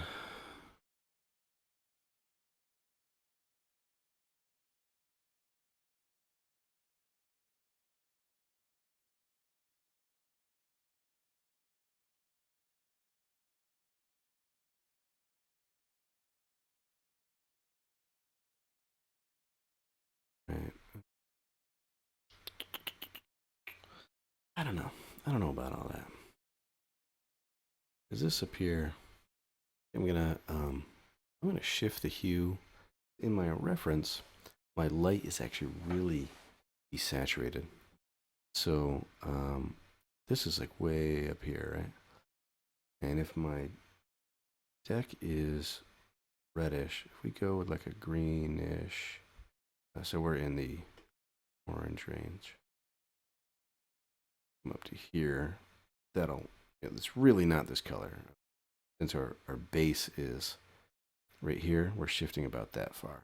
That's kind of if anybody's watching along and this does not make sense, why it's pointing to this reddish magenta and we're in teal, because our starting point was different. So just that down, and this will be closer to the reference where the light, probably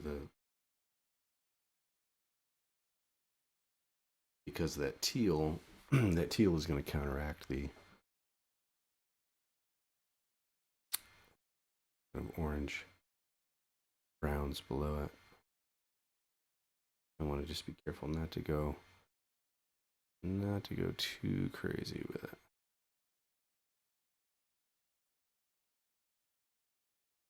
We'll go there. And then we'll do, let's get those flesh tones down there. See what happens. Get those underneath. That actually is probably gonna come up.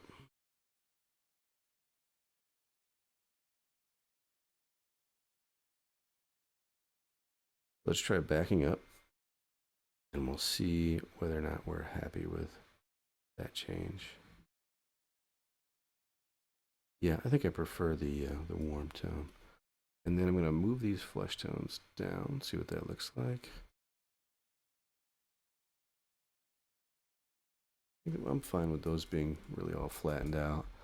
And then I'm gonna do a hue, or not a, do a color balance on it. We'll see.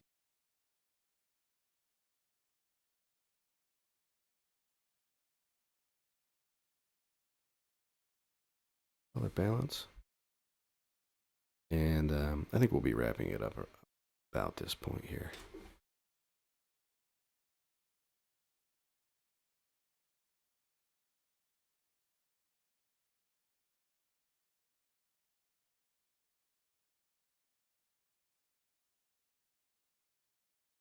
Mm-hmm, mm-hmm.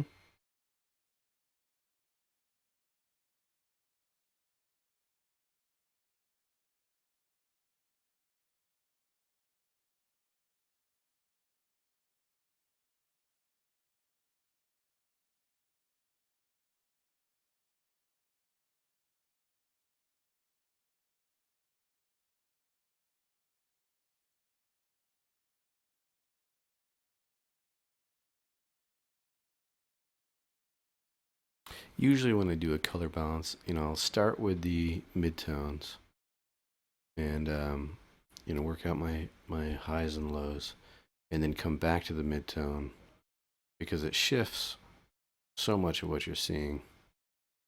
All right, so I'll come back to midtones. Yeah, you see how much power we have over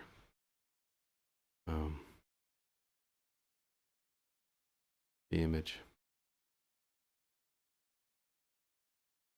And so what I'm looking at here is this kind of balance between splitting my lights and darks so that they pop off of each other. The whole theory of warm lights and cool shadows, or homogenizing everything. That's kind of the other. That's the other idea that balancing it against. So you could bring everything. You could make everything warm, and then it's like you're on this hot summer day or something. Or if you get it balanced, then it doesn't have that same feeling, but the colors pop off of each other. The warms and cools.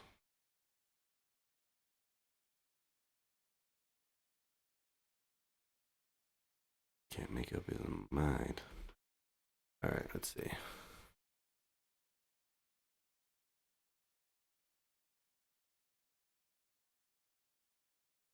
I do like these being somewhat saturated.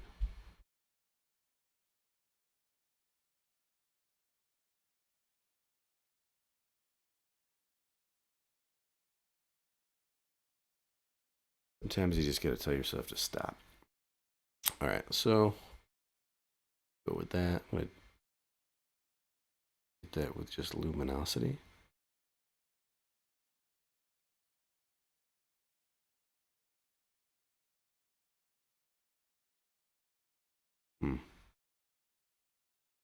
I think I want like just a little bit of blue in there. So I'm gonna do another one. We'll go to the shadows.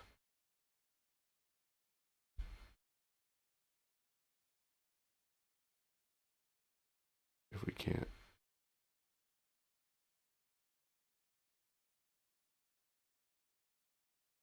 Want it in the midtones.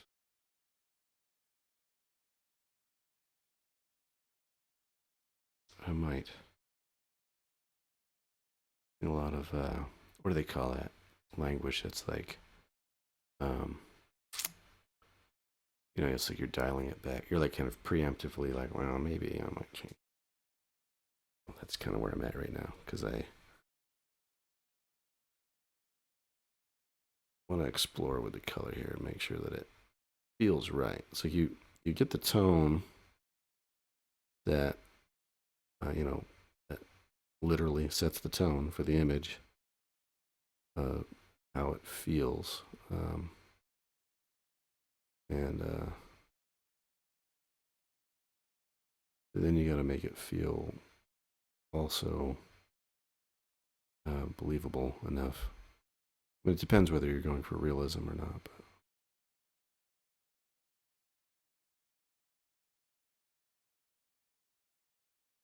it's interesting.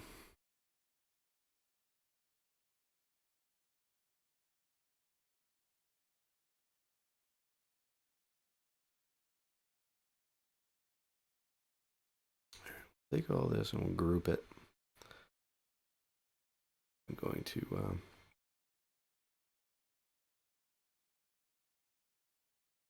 I'm going to grab selection here so that we're not messing with this with all of our color changes.